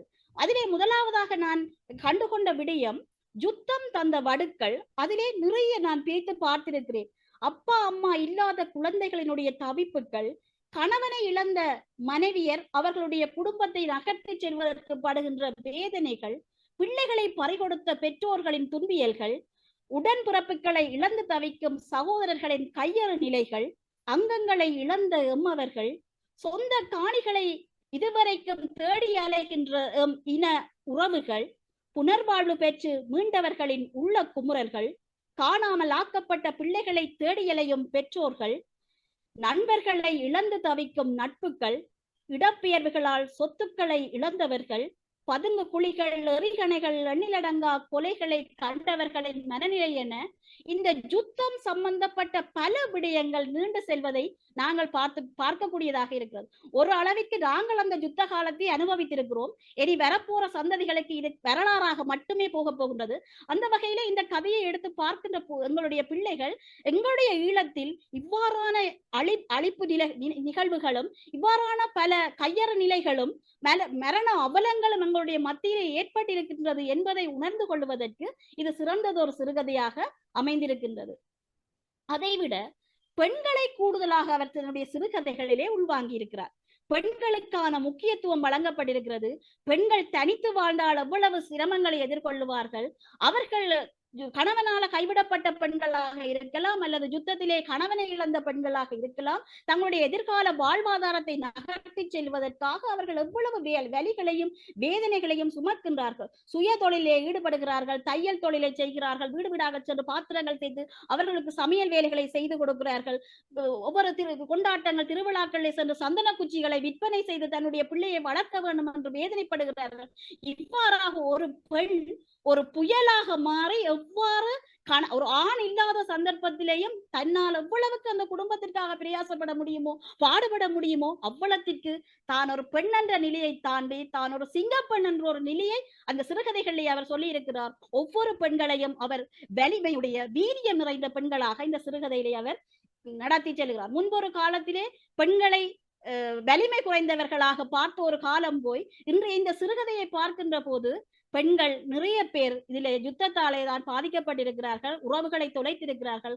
ஆனால் அவர்கள் சோர்ந்து போய்விடவில்லை, வீரியத்தோடு எழுந்து தங்களுடைய குடும்பத்திற்காக அவர்கள் பணியாற்றி இருக்கிறார்கள் என்று பெண்கள் சம்பந்தமான பல விடயங்களை அவர் தொட்டு செல்கிறார். உண்மையில நானும் ஒரு பெண்ணாக இருக்கின்றபடியால் இந்த பெண்ணியம் பேசுகின்ற சிறுகதைகள் என்னை மிகவும் கவர்ந்த சிறுகதைகளாக அமைந்திருக்கின்றன. அடுத்ததாக அவர் ஒரு விடயத்தை பார்க்கின்றார். அவருடைய சிறுகதைகளை நாங்கள் பார்க்கின்ற விடயம் இனம் மதம் கடந்த ஒரு மனிதநேயம் அவருடைய சிறுகதையிலே காணப்படுகின்றது. அதாவது ஒரு சிங்கள குடும்பத்திற்கு ஒரு பணிப்பெண்ணாக கிளிநொச்சியிலிருந்து ஒரு பெண் பிள்ளை செல்கின்றார். அந்த பிள்ளை அந்த குடும்பத்தில போய் அவர்களோடு சேர்ந்து அவர்களுடைய குடும்பத்திலே அந்த பிள்ளையை ஒருவராக எண்ணி அவர்கள் வீட்டு பணிப்பெண்ணாக வைத்திருந்தாலும் அந்த குடும்பத்திலே அவர்கள் அந்த பிள்ளைக்கும் ஒரு இடத்தை கொடுத்து வைத்திருக்கிறார்கள். அந்த இடத்திலே அந்த பிள்ளை தன்னுடைய வேதனைகளை அவர்களுக்கு சொல்லுகின்ற போது அதிலே அந்த சிங்கள அந்த வீட்டுக்கார பெண் சொல்லுகிறாள், மொழிக்கு அப்பால் நாம் பெண்கள் என்ற ஒற்றை உணர்வு போதாதா உன்னுடைய வலிகளை நான் புரிந்து கொள்வதற்கு என்று சொல்லி அந்த சிங்கள பெண் அந்த தமிழ் பெண்ணுக்கு அந்த பணிப்பெண்ணுக்கு சொல்லுகிறாள், நாங்கள் மொழிகளுக்கு அப்பால் நாங்கள் இருவரும் பெண்கள். ஆகவே உன்னுடைய அந்த ஒரு உணர்வு, நீ யுத்தத்தால பாதிக்கப்பட்டு நீ அடைந்த அந்த வேதனைகளை புரிந்து கொள்வதற்கு அந்த உணர்வு மட்டுமே போதும். நாங்கள் மொழியால் அந்நியப்பட்டிருக்கலாம், ஆனால் பெண்மை என்கின்ற உணர்வாலே நாங்கள் 2 பேரும் ஒன்றுபட்டிருக்கின்றோம் என்று சொன்னது அது ஒரு பெண்களுக்கான ஒரு இடத்தையும் இனம் மதம் கடந்த ஒரு உணர்வையும் இங்க சுட்டிக்காட்டுகின்றது. அதே போல சமயம் மதம் கடந்த ஒரு நிலையையும் அவர் காட்டுகின்றார். ஒரு பாடசாலை மாணவிகள் இருவர் கதைத்துக் கொண்டிருக்கிறார்கள். ஆம்புலன்ஸ் ஒன்று வேகமாக போகுது. அந்த ஒரு பிள்ளை இறைவனை பார்த்து பிரார்த்தனை செய்கிறாள், ஜீசஸ் இதுல போற உயிர்களை காப்பாற்றும். அப்ப அந்த மற்ற பிள்ளை கேக்குது, என்ன நீர் ஒரு இந்துவாக இருந்து கொண்டு ஜீசஸ் அந்த இப்படி மண்டாடுவீர் என்று கேட்டபோது அந்த பிள்ளை சொல்லுது, இந்த யுத்தத்திலே எல்லாம் இப்படி இந்த ஆம்புலன்ஸ் போகின்ற போது எனக்கு வீட்டை சொல்லி தந்திருக்கிறார்கள், இதுல போறவர்களுக்காக நாங்கள் மன்றாட வேண்டும் என்று சொல்லி. இதில் போறது இந்துவாக இருக்கலாம், ஒரு கிறிஸ்தவனாக இருக்கலாம், அல்லது இஸ்லாமியனாக இருக்கலாம், யாராகவும் இருக்கலாம், ஆனால் போவது ஒரு மனிதன். ஆகவே அவனுடைய உணர்வுகளுக்கு மதிப்பளித்து ஒரு மனிதத்தை மதம் தாண்டி இனம் தாண்டி மக்கள் எல்லோரும் ஒன்றுபட வேண்டும் என்கின்ற ஒரு உணர்வு நிலையையும் அவர் இந்த சிறுகதைகளை கூடாக தந்திருக்கின்றார்.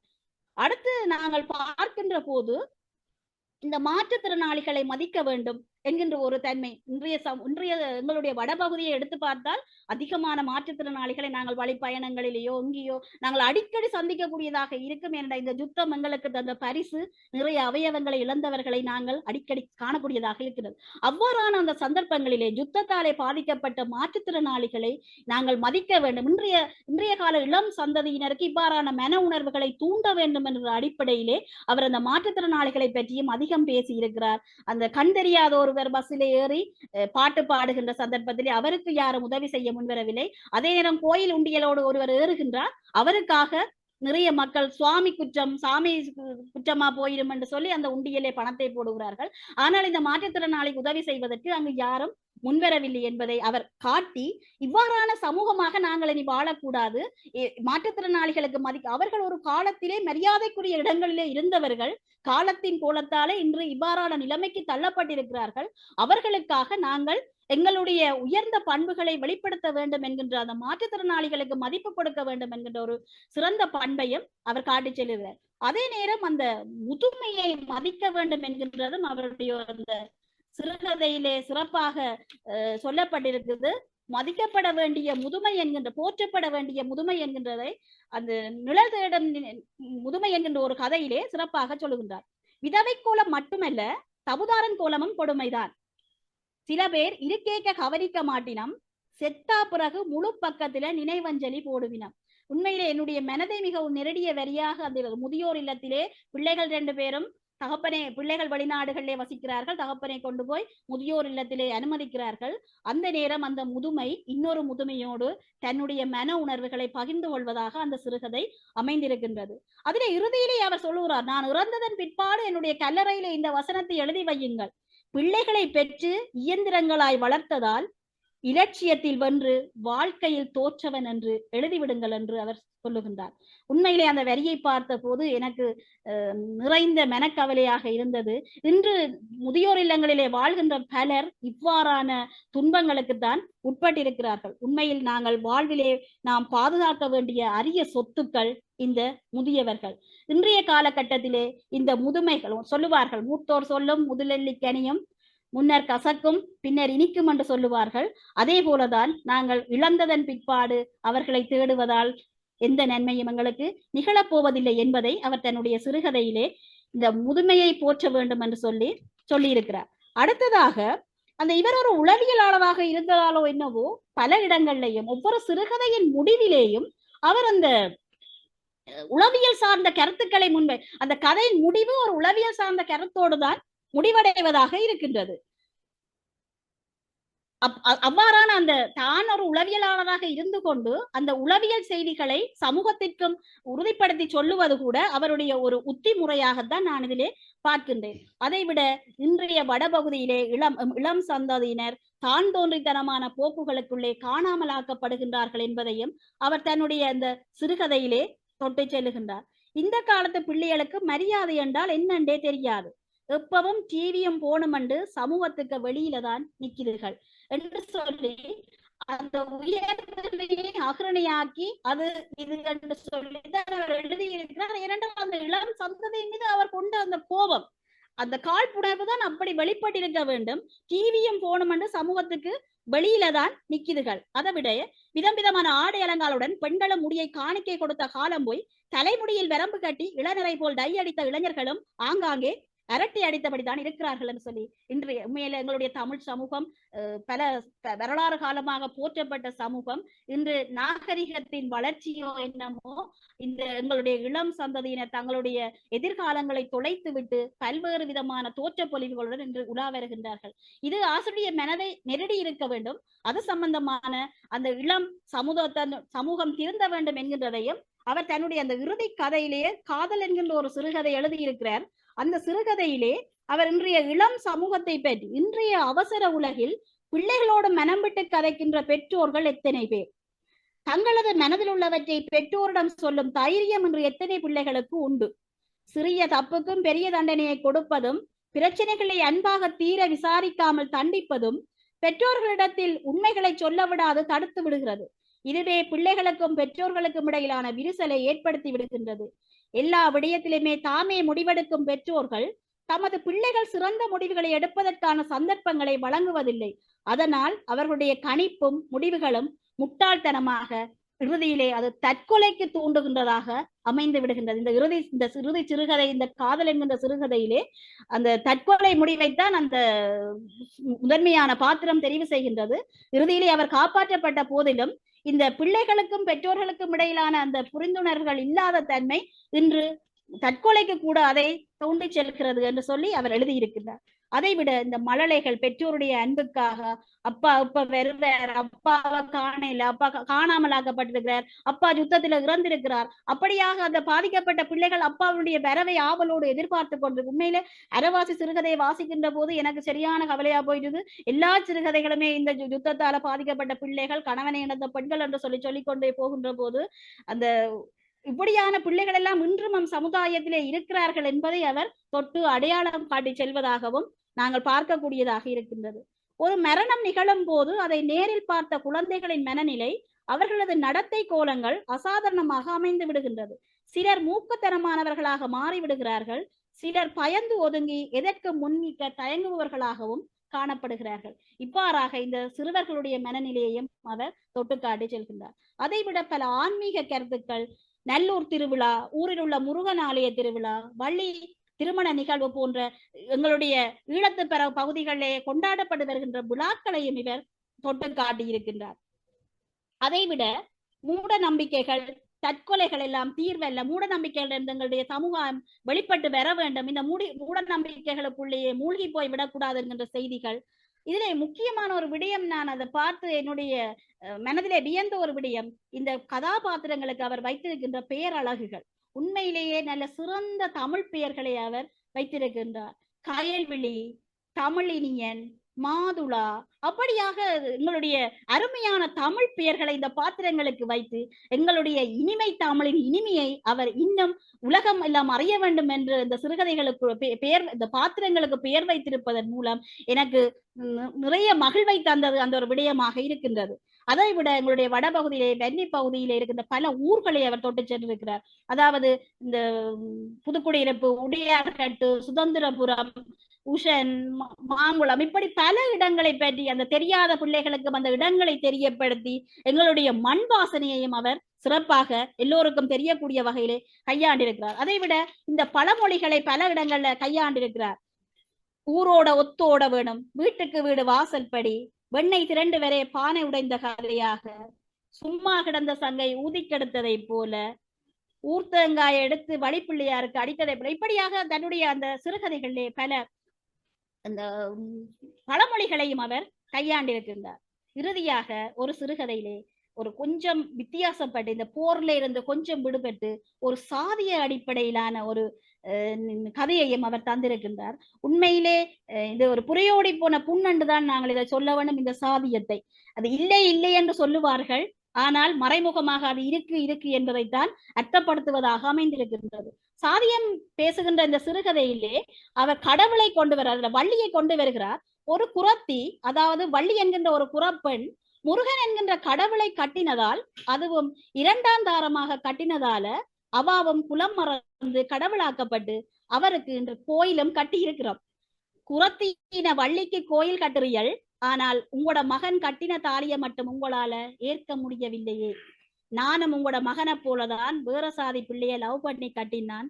உங்களோட மொழியில் சொல்றதென்றால் சாதியில கூடின பிள்ளைய கட்டினான் என்று சொல்லி ஒரு புறப்பெண்ணான வள்ளியை கடவுளாக ஏற்றுக்கொள்கின்ற சமூகம் ஏன் சாதியிலே குறைந்தவர்களை ஏற்றுக்கொள்ள மறுக்கிறார்கள் என்ற ஒரு ஆதங்கத்தை அவர் வெளிப்படுத்தி இருக்கிறார். அந்த வகையிலே இங்க பாரந்தம்பி, நாங்கள் அந்த காலத்து ஆட்கள் வேற ஆக்களை கட்டுறது அவமானம் என்றுதான் எங்களோட மனதில அந்த காலம் தொடக்கம் பதிஞ்சிருக்குது என்று அந்த பாத்திரத்துக்கு எதிர்பார்க்கிறாங்க. மாமியார் கதை பதில் சொல்லுறார். இவ்வாறாக இந்த சாதி பற்றின நிகழ்வுகளும் இன்றும் எங்களுடைய வடபகுதியிலே இருக்கிறது என்பதற்கு இந்த கதை ஒரு சிறந்த எடுத்துக்காட்டாக இருக்கின்றது. இவ்வாறாக காதல் சார்ந்த விடயங்கள், காதல் திருமணங்கள், அது கூடாதால தற்கொலைக்கு முயற்சி செய்த சம்பவங்கள், வேறு சாதி பெண்ணை காதலித்து திருமணம் செய்து அதற்கு அவர்கள் அடைகின்ற துன்பங்கள் என்று பலவிதமான கிட்டத்தட்ட 16 கதைகளும் மிகவும் அருமையான சிறுகதை தொகுப்பு சிறுகதைகளாக அமைந்திருக்கின்றன. இதிலே உண்மையாக நான் மீளவும் இதை சொல்ல வேண்டும் உங்களுக்கு, இது ஒரு சிறுகதை நூல் என்று சொல்லுவதை விட இது ஒரு வரலாற்று நூல் என்று சொல்லுவதுதான் பொருத்தப்பாடானதாக இருக்கும். ஏனென்றால் எதிர்கால சந்ததியினர் எங்களுடைய தமிழர்கள் அனுபவித்த வலிகளை வேதனைகளையும் பார்த்து அதை பற்றின உணர்வுகளை தங்களுடைய மனதில் ஏற்படுத்திக் கொள்வதற்கு இந்த சிறுகதைகள் சான்றாக அமைகின்றது.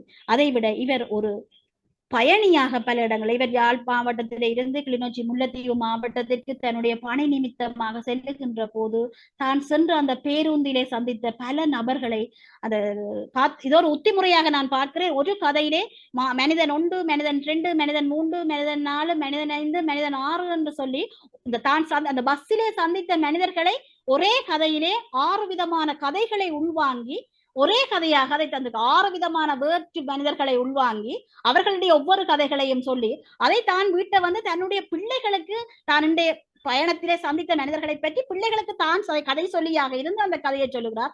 6 சிறு சிறு கதைகள் இந்த ஒரு சிறுகதைக்குள்ளே உள்வாங்கப்பட்டிருக்கு. அதே போல இந்த புன்னகையை பற்றி சொல்லுகின்ற போதும் 4 விதமான புன்னகைகள். ஒரு அலுவலக காவலாளி எவ்வாறு புன்னகைக்கிறார், அந்த அலுவலகத்திலே வேலை செய்கின்ற அலுவலக உதவியாளருடைய புன்னகை எவ்வாறு இருக்கின்றது, தான் வழியிலே சந்தித்த ஒரு கடைக்கார அம்மாவினுடைய புன்னகை எப்படி இருக்கிறது, இப்படியாக அதையும் ஒரே கதைக்குள்ளே 4 விதமாக புன்னகை பூக்கிறவர்கள் அந்த வழிகளுக்குள்ளேயும் அவர்களிடமிருந்து வருகின்ற அந்த புன்னகைகள் ஆசீர்வாதங்கள். ஒரு அலுவலக காவலாளி வாசல்ல இருந்து தான் ஒவ்வொரு நாளும் அலுவலகத்துக்குள்ள செல்லும் போது நீங்களும் உங்களுடைய குடும்பமும் இறைவனால் ஆசீர்வதிக்கப்படுவீர்கள் என்று சொல்லி வாழ்க்கை தான் அவரை உள்ளுக்குள்ள கூப்பிடுற அப்படியான அந்த வழிகளுக்குள்ளேயும் அவர்கள் எவ்வாறு சிரிக்கிறார்கள் என்பதை 4 புன்னகைகளை அதுல காட்டியிருக்கிறார். இவ்வாறான ஒரு உத்திமுறையை அவர் 2-3 சிறுகதைகள்ல கையாண்டிருக்கிறார். உண்மையிலேயே இந்த சிறுகதைகளை வாசித்தவன் இது ஒரு வழிப்பயணத்திலே கொண்டு செல்லக்கூடிய ஒரு சிறிய புத்தகம். அதாவது யாழ்ப்பாணத்திலே இருந்து கொழும்புக்கு செல்லுகின்ற ஒரு இரவு பயணத்திலே இந்த சிறுகதையை நாங்கள் வாசித்து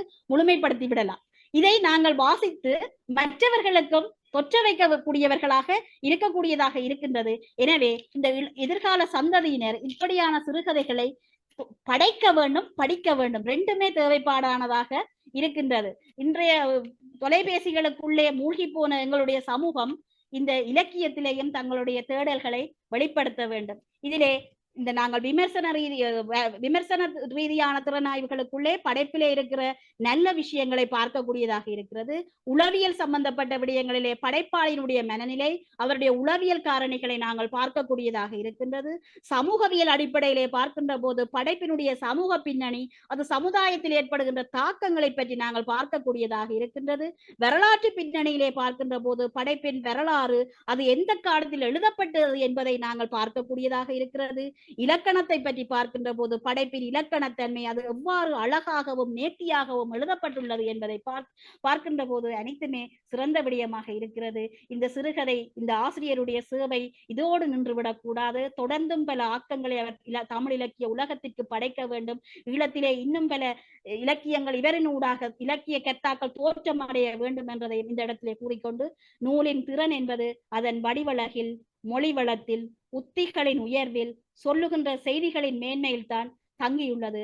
அவ்வாறான ஒரு சிறந்த சிறுகதையாக, ஒரு ஆவணமாக, ஒரு வரலாற்று ரீதியான தகவல்களை தருவதாக இந்த மரணங்களின் சாட்சியாக எங்களுடைய கைகளிலே தவழ்ந்திருக்கின்றது. இதை யாவரும் வாசிக்க வேண்டும். இதன் மூலம் எங்களுடைய இனம் பட்ட வேதனைகளை நாங்கள் மறந்துவிடக்கூடாது. மற்றவர்களுக்கு சொல்லாவிட்டாலும் எங்களுடைய மனதிலேயாவது இவ்வாறானது ஒரு நிகழ்வு எங்களுடைய சந்ததிக்கு நடந்திருக்கிறது என்பதை நாங்கள் தெளிவுபடுத்த வேண்டும் என்றதை அவர் தெரிவித்திருக்கிறார். அதைத்தான் நானும் இந்த இடத்திலே புரிந்து கொண்டிருக்கிறேன். ஆகவே சிறந்ததொரு சிறுகதை நூல். எனக்கும் இந்த சந்தர்ப்பத்தை வழங்கிய இந்த பைந்தமிழ் சாரல் குழுவினருக்கு என்னுடைய அகம் மறைந்த நன்றிகளை தெரிவித்து விடைபெறுகிறேன். நன்றி, வணக்கம். நன்றி திருமதி டயானா நியூட்டன் திலகரட்னம் அவர்களே. உங்களுக்கு நாங்கள் சொல்லி கூற வேண்டும். மிக அருமையாக இருந்தது. அதை தெளிவாக நீங்கள் திறனாய்வு செய்திருந்தீர்கள். அதே போன்று முதல் பேச்சாளரும் அப்படியே செய்திருந்தார். அருமையான ஒரு நிகழ்வு. இந்த நிகழ்வுக்கு 2 நூலாசிரியர்கள் வந்திருக்க வேண்டும். அதிலே நான் நினைக்கிறேன் வடகோவை வரதராஜன் அவர்கள் இந்த இடத்திலே இல்லை. ஆனால் இங்கே மரணங்களின் சாட்சியாக என்ற நூலினுடைய ஆசிரியர் கந்தர்மடம் அஜந்தன் அவர்கள் இருக்கிறார் நினைக்கிறேன். அவரிடம் நான் கடைசியாக வருவேன் அவருடைய ஏற்புரை வழங்குவதற்காக. அதற்கு அப்பால் நீங்கள் இங்கே இவ்வளவு நேரமும் இந்த 2 நூல்களுடைய திறனாய்வை கேட்டிருந்தீர்கள். அருமையாக இருந்தது. நீங்கள் ஐயா கருத்து கூற விரும்பினால் உங்களுடைய கை சமிக்கைகளை உங்களுடைய ஒவ்வொரு ப்ரொஃபைல் அந்த போட்டோவிலையும் காட்டினீர்களால் உங்களுடைய ஒவ்வொரு விழாக அழைக்கக்கூடியதாக இருக்கும். முதலாவதாக நான் இங்கே எங்களுடைய மண்ணின் மகள் திருமதி தாமரை செல்வி அவர்களை இந்த அரங்குக்குள் அழைத்துக் கொள்கிறேன். வணக்கம். என்றால் நீங்கள் ஆஸ்திரேலியாவில் இருந்து கலந்து கொள்கிறீர்கள்.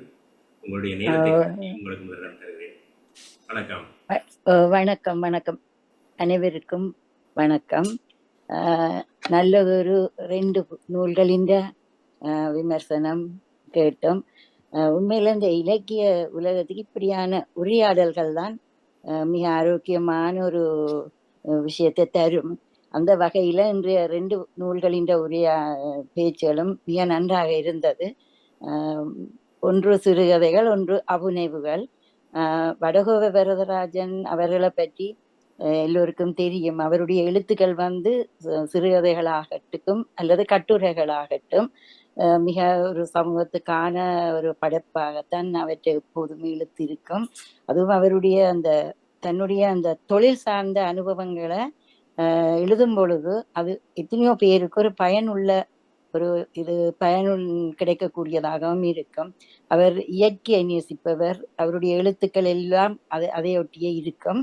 விவசாயங்கள் என்றால் என்ன, கால்நடை பற்றி என்றால் என்ன, தனக்கு தெரிந்ததை மற்றவர்களுக்கு பகிர்ந்து கொள்வதில் அவருடைய அனுபவங்கள், அவருடைய ஆலோசனைகள் பலருக்கு பிரயோசனமாக இருக்கும். அந்த வகையிலே அவருடைய எழுத்துக்கள் மிகுந்த ஒரு முக்கியத்துவம் வாய்ந்த எழுத்துக்கள் நாங்கள் பல படித்திருக்கிறோம். அதே போல வளர்ந்து இப்போது இன்றைய இளம் தலைமுறை எழுத்தாளர் என்று கந்தர்மடம் அஜந்தனை பார்க்கிறோம். அவருடைய எழுத்துக்களும் இன்றைய காலத்துல அவருடைய கதைகள் நான் படித்திருக்கிறேன்.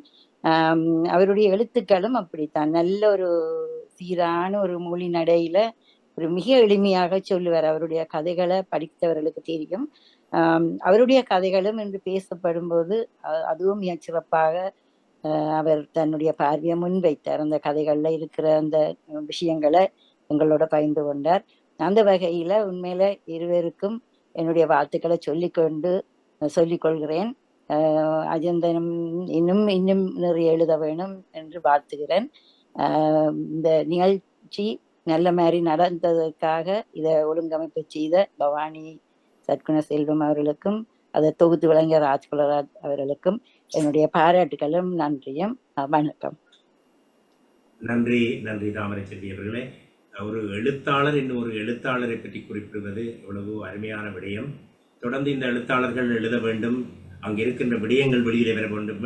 இங்கே திருமதி டயானா நியூட்டன் அவர்கள் குறிப்பிட போது அவர் ஆங்கில சொற்களை பயன்படுத்துகிறார்கள் என்று, அது இப்பொழுது பேச்சு வழக்காக அங்கே மாறுகிறது. இதுக்கு ஊடகங்களின் பங்கு கூட அங்கே அந்த சமுதாயத்தை மாற்றுகிற அளவுக்கு இருக்கிறது. ஏனென்றால் அது வானொலியாக இருக்கட்டும், தொலைக்காட்சியாக இருக்கட்டும், சமூக ஊடகங்களாக இருக்கட்டும், எல்லோரும் பேசுகின்ற போது ஆங்கில சொற்கள் இந்தியாவினுடைய அந்த தமிழ்நாட்டினுடைய ஆதிக்கத்தை இங்கே செலுத்துகிறார்கள் என்பதை குறிப்பிட்டுக் கொள்ள விரும்புகிறேன்.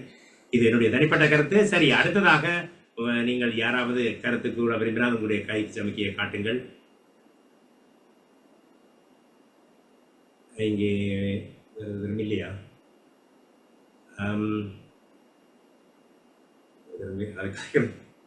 சரி, அடுத்ததாக நான் ஏற்புரை வழங்குவதற்காக அஜந்தன் அவர்களிடம் செல்வோம். வணக்கம். வணக்கம். கேக்குதா? முதல்ல நான் பைந்தமிழ் சாரல் குடும்பத்துக்கு நன்றி கூற கடமைப்பட்டிருக்கேன். என்னுடைய நூலையும் வரதராயன் அவர்களுடைய நூலையும் இன்று இந்த திறனாய்வுக்காக எடுத்துக்கொண்டதற்கு அதில் முதல்ல பவானி மிஸ்ஸுக்கு நன்றி. மிகவும் சிரமப்பட்டு அவற்றை ஒழுங்குபடுத்தி இருந்தார். அதே போல டயானா நியூட்டன் அவர்களுக்கும் புஷ்பாந்தன் சாருக்கும் இந்த நன்றி. அவர்கள் அந்த அழைப்பை ஏற்றி மிக மிக அருமையாக அந்த திறனாய்வை செய்திருந்தார்கள். உண்மையில அதே போல தாமிர செல்வி அக்கா அவர்கள் நாங்கள் பார்த்து வியந்த எழுத்தாளர்கள். அப்போ அவருடைய வாயால் இந்த பாராட்டு பெறுவது அல்லது கருத்தை பெற்றுக்கொள்வதும் பெரிய ஒரு பாக்கியம். அவருடைய நூல்கள் என்னிடத்தில் இருக்கின்றது. அவர் அனுப்பி வைத்திருந்தார். மிக அருமையான நூல். அப்படி நூல்கள் எழுதுவதற்கு நாங்கள் இன்னும் பல ஆண்டுகள் கஷ்டப்பட வேணும் அல்லது அனுபவத்தை பெற்றுக்கொள்ள வேணும். அப்படியான ஒரு எழுத்தாளர் இந்த இடத்துல இருக்கிறதும் கருத்து தெரிவிக்கிறதும் உண்மையில ஒரு முன்னுதாரணம். அவர்களுக்கு அந்த நன்றிகள். என்னுடைய எழுத்துக்களை பொறுத்தவரையில நான் அரசு சார்பற்ற நிறுவனங்களில் பணியாற்றபடினால யுத்தம் ஆரம்பிச்ச ஆண்டு நான் முல்லைத்தீவிலிருந்து வெளியேறுறேன். என்னுடைய பணி நிமித்தம் நான் கிளிநொச்சி, முல்லைத்தீவு, யாழ்ப்பாணம் 3 கவர் பண்ணி நான் ஒரு ப்ரோக்ராம் மேனேஜரா. இந்த சிறுவர் இல்லங்களை பார்க்கறது, அதனுடைய பிரச்சனைகளை தீர்க்கிறது தான் என்னுடைய பணியாக இருந்தது. அதே போல முதியோர் இல்லங்களோடும் எனக்கு நிறைய தொடர்புகள் இருந்தது. அந்த அனுபவங்கள், அதுக்கு பிறகு காணாமல் போனோரோடு சர்வதேச செஞ்சிலுவை குழுவோடு பணியாற்றிய அனுபவங்கள், முகாமுக்குள்ள ஜாழ் மாவட்டத்தில் இருந்த 11 முகாம்களுக்குள்ள பணியாற்றிய அனுபவங்கள்லாம் அதிகமாக இருந்தது. அதனுடைய விளைவுகள் தான் இந்த சிறுகதைகள். அதில் நான் நேரடியாக சந்தித்த பாத்திரங்கள்லாம் மிக அதிகமாக இருக்கு. நாங்கள் ரீசெட்டில்மெண்ட்டுக்கு போகிற நேரத்திலும் சரி, முகாமுக்குள்ளும் சரி, பணியாற்றிய காலங்களிலும் ஏற்பட்ட அந்த அனுபவங்களை தான் அதில் நாங்கள் தந்திருக்கிறோம். உண்மையில டயானா அவர்கள் சொன்னது மாதிரி இந்த ஆங்கில சொற்கள் என்றது எங்களுடைய அந்த இணைப்பாளர் சொன்னது மாதிரி ஓட்டிசம் என்று எழுதினா எல்லாருக்கும் விளங்கும். ஆனால் அதுக்கு நாங்கள் என்ஐஇல, அதாவது நேஷனல் இன்ஸ்டிடியூட் ஆஃப் எஜுகேஷன்ல நாங்கள் பாவிக்கிற சொல்லு வந்து தற்சிந்தனையாளர். அப்போ நாங்கள் அதை எழுதினா சில நேரம் அவர்களுக்கு விளங்காமல் போகலாம். அல்லது மூளைப்புலவை நோய் என்று போட்டோம்னா சில பேருக்கு விளங்காதான். அந்த ஆங்கில பதங்களை தமிழில் போடைக்கு அதை வாசகர்கள் விளங்கி கொள்ளக்கூடிய மாதிரி இருக்கிறது. ஆனால் டயானா அவர் குறிப்பிட்டதன் மேல எங்களுடைய பேச்சு வழக்கில் வர தமிழ் அந்த கதைகளுக்குள்ள இயன்றவரை பூத்தப்பட வேணும் என்றதில் எனக்கு எந்த மாற்று கருத்தும் இல்லை. ஆனால் இப்போ சில துறை சார்ந்த கதைகள் அல்ல உளவியல் சார்ந்த வரைக்கும் எங்களுக்கு அது தவிர்க்க முடியாமல் சில சொற்களை நாங்கள் போட வேண்டிய ஒரு சூழ்நிலை ஏற்பட்டது உண்மை. எதிர்காலங்களில் நாங்கள் அதில் தவிர்க்கிறதுக்கான முயற்சியில் ஈடுபடுவோம். உண்மையில இது எங்களுடைய அவர்களுடைய வலியை விற்கிற இடமாக அல்ல. இது நாங்கள் ஒரு புரிந்துணர்வோடு அவர்களுக்காக நாங்கள் எப்படி நாங்கள் எங்களை தயார்படுத்தி கொள்ளாம அட்லீஸ்ட் அதை தெரிந்து கொள்ளாது நாங்கள் முயற்சிக்க வேண்டும் என்றுதான் இந்த நூலினுடைய நோக்கமாக இருந்தது. அதை மிக தெளிவாக அவர் அதை எடுத்து கூறியிருந்தார். அவருக்கு என்னுடைய மனமார்ந்த நன்றிகள். தொடர்ந்தும் இந்த பைந்தமிழ் சாரல் தொடர்ச்சியாக தன்னுடைய பயணத்தை மேற்கொள்ள வேணும். மிகச்சிறந்த ஒரு பணி மேல எங்களை நாங்கள் ஆய்வு செய்து கொள்வதற்கு அல்லது எங்களை மெருகூட்டுவதற்கு முக்கியமான விடயம். அதே போல இந்த ஆய்வுகளை மேற்கொள்பவர்கள் தொடர்ச்சியாக பைந்தமிழ் சாரலோடு இணைந்து தங்களுடைய பங்களிப்பையும் செய்ய வேண்டும். ஒரு ஆழமான நல்ல புத்திஜீவிகள் அல்லது எழுத்தாளர்கள் பங்கு பெற்றுகின்ற ஒரு நிகழ்வு. அப்போ இது இப்படி அடிக்கடி சந்திக்கிறது மேல பல படைப்பாளிகளை அறிமுகப்படுத்துவதோடு நாங்கள் எங்களை மீளாய்வு செய்து கொள்வதற்கு பெரும் துணையாக இருக்கும் என்று நாங்கள் நம்புகிறோம். புலம்பெயர் தேசத்தில் இருந்தாலும் எங்களுடைய மொழிகள், கலாச்சாரம், எங்களுடைய இலக்கிய பின்புலங்களை அறிந்தவர்கள் அங்கே இருப்பதனால்தான் இந்த நிகழ்வுகள் சாத்தியப்படுது. அதே போல பவானி மிஷன் நான் நினைக்கிறேன் உளவியல் பின்னணி அவருக்கும் இருக்குது என்றபடினால நான் நினைக்கிறேன் இந்த கதைகளும் அவருக்குள்ள தாக்கத்தை செலுத்தி இருக்கலாம் என்று நம்புகின்றேன். எனவே இந்த பணி சார்ந்த இடங்கள்ல எங்களுக்கு கிடைத்த அனுபவங்களைத்தான் நாங்கள் அதிகமாக இதுல பகிர்ந்திருக்கிறோம். எனவே நன்றி மீண்டும் எல்லோருக்கும். புஷ்பாந்தன் சாருக்கும் இந்த நன்றி. மிகச்சிறந்த ஒரு வளவாளர். நாங்கள் இப்போ இந்த பாதிக்கப்பட்டார்கள் அதோட மனித உரிமைகள் செயற்பாட்டாளரும் கூட. அவர் தான் பிறந்த இடத்திலிருந்து வடக்கில் வந்து நிறைய சேவை செய்தவர். எங்களோட அதிகமான மக்களை தெரியும். பயிற்சி முடிச்சது பிறகு ஒவ்வொருத்தரோடையும் நின்று கதைச்சு ஆறுதலாத்தான் வருவார். அப்படி ஒரு அர்ப்பணிப்போட செயற்படுற ஒரு மனிதர். மிகச்சிறந்த எழுத்தாளராகவும் இருந்த நிறைய தென்னிந்திய இந்தியாவினுடைய தமிழ்நாட்டு எழுத்தாளர்களோடு மலையகத்தினுடைய எழுத்தாளர்கள் எல்லாரோடும் மிகச்சிறந்த ஒரு இணைப்பை கொண்டவர். அதே மாதிரி டயானாவும் தேசிய கலை இலக்கிய பேரவைகளோடு பல நிகழ்வுகளை அவர் மேற்கொண்டு வருகின்ற நிலை. இப்போ கவர்மெண்ட் ஆஃபீஸர்ஸ் வந்து இதில் வாரது குறைவு. ஆனால் இங்கே ஒரு லெக்சரர், ஒரு டிஓ வாரது இவ்வாறான நிகழ்வுகளும் அதுக்கு ஒரு காரணம். அவர்கள் இன்னொரு தளத்துக்கு தங்களை கொண்டு செல்வது, அதில் தங்களுடைய அனுபவங்களை பகிர்ந்து கொள்வது, தங்களுடைய அறிவை வளர்த்து கொள்வதற்கு இந்த பைந்தமிழ் சாரல் போன்ற அமைப்புகள் கண்டிப்பாக தொடர்ந்தும் பயணிக்க வேண்டும் என்று கேட்டுக்கொண்டு மீண்டும் இந்த நிகழ்வை ஒழுங்கு செய்த பவானி மிஸ்ஸுக்கும் அதே போல ராஜ்குலராஜ் அவர்களுக்கும் இங்கே கலந்து கொண்டு சிறப்பித்த அனைவருக்கும் மனமார்ந்த நன்றிகள். நாங்கள் தொடர்ந்தும் பயணிப்போம். நன்றி. நன்றி. நன்றியான அஜேந்தர் அவர்களே, அருமையான கருத்து. தொடர்ந்தும் பைந்தமிழ் சாரல் பல நிகழ்வுகளை நடாத்தும். தொடர்ந்து பயணிப்போம். அதற்கு உங்களுடைய ஆதரவும் எல்லோருடைய ஆதரவும் தேவை. எத்தனை பேர் வருகிறார்கள் என்பது நமக்கு முக்கியமில்லை. ஆனால் பதிகின்ற ஒவ்வொரு பதிவும் மற்றவர்கள் பார்க்கக்கூடியதாக செய்து வருகிறோம். அது மற்றவர்கள் பார்க்க செய்ய வேண்டியது பலருடைய கடமை என்பதையும் நாம் எதிர்பார்க்கிறோம். இன்று இதுக்கு முதல் நடந்த நிகழ்விலே நான் அந்த முகநூலிலே நேரடியாக ஒளிபரப்ப முடியவில்லை. ஆனால் இன்று அந்த வாய்ப்பு கிடைத்திருக்கிறது. இதில் வராமல் விட்டாலும் அவர்களும் இப்பொழுது பார்த்து கொண்டிருப்பார்கள். இப்படியான ஊக்குவிப்புகள் அந்த மக்களுடைய மொழி ஆளுமை, மொழிகளை எப்படி நாங்கள் அந்த எங்களுடைய இதுக்கு திருப்பி கொண்டு வர வேண்டும் என்பதற்கு இந்த ஊடகங்களிடம் நான் கேட்டுக்கொள்வது, நீங்கள் இந்த ஆங்கில சொற்களை தவிர்த்து அந்த எங்களுடைய மக்களுக்கு நல்ல நல்ல சொற்களை சொல்லிக் கொடுப்பதனால் சொன்னால்தான் தெரியும். நான் இந்த இங்கிலாந்தில் வாழ்ந்து வந்தாலும் இங்கிலாந்திலே எனக்கு டயானா அவர்கள் செத்தபோது, பிரின்ஸ் டயானா அவர்கள் செத்தபோது அந்த ஒரு சொல் ஒன்று ஆங்கில சொல்லி சொன்னார்கள், பெப்பராட்சி. அந்த சொல் உண்மையாகவே எனக்கு அது என்னவென்று தெரியவில்லை, ஊடகத்தில் இருந்து வந்தது. அதற்கு பிறகு அந்த அகராதியை நான் பிரட்டி பார்த்த போதுதான் ஊடகத்தில் இருக்கிறவர்களுக்கு இப்படி ஒரு குரூப்புக்கு இப்படி ஒரு பெயர் இருக்கிறது என்பதை அறிந்து கொண்டேன். அப்படியான சொற்கள் பாவிப்பதனால்தான் தமிழை நாம் தமிழாக உச்சரிக்க முடியும் என நம்புகிறேன். சரி, அடுத்ததாக இங்கே இருவர் இருக்கிறார்கள். அவர் வருவார்களோ தெரியவில்லை. மாஸ்டர் என்ற ஒரு பெயரிலே இணைந்திருக்கிறார். கருத்து தெரிவிக்க விரும்பினால் மட்டும் வாருங்கள், உங்களை கட்டாயப்படுத்தவில்லை. அடுத்தது எல்லாம் அப்படி அவர் வர விரும்பவில்லை என்றால் எமது ஒருங்கிணைப்பாளர் பவானி செக்குண செல்வம் அவர்களிடம் செல்வோம். அவருடைய உரையும் நன்றியையும் உரையையும் வணக்கம். அனைவருக்கும் அன்பான வந்தனங்கள். முதற்கண் அஜந்தனிட்ட மன்னிப்பு கொண்டு நான் சின்னப்படிய நான் இவ்வளவு நாளும் அவரோட தான் தொடர்பில் இந்த நிகழ்ச்சி சம்பந்தமாக அந்த படத்தை பார்த்துட்டு நான் ஒரு சின்னப்படியன் தானே என்னட்டு தான் நான் என்னுடைய மாணவர்களோட கதைக்கிற ஒரு ரீதியெல்லாம் கதைச்சேன். நான் நீங்கள் இவ்வளோ பெரிய எழுத்தாளர் அதை வாசிச்சுட்டும் கொஞ்சம் சந்தோஷப்பட்டேன். நான் இவ்வளோ செய்திருக்கிறாரு சின்னப்படியனே இருக்குமோண்டு.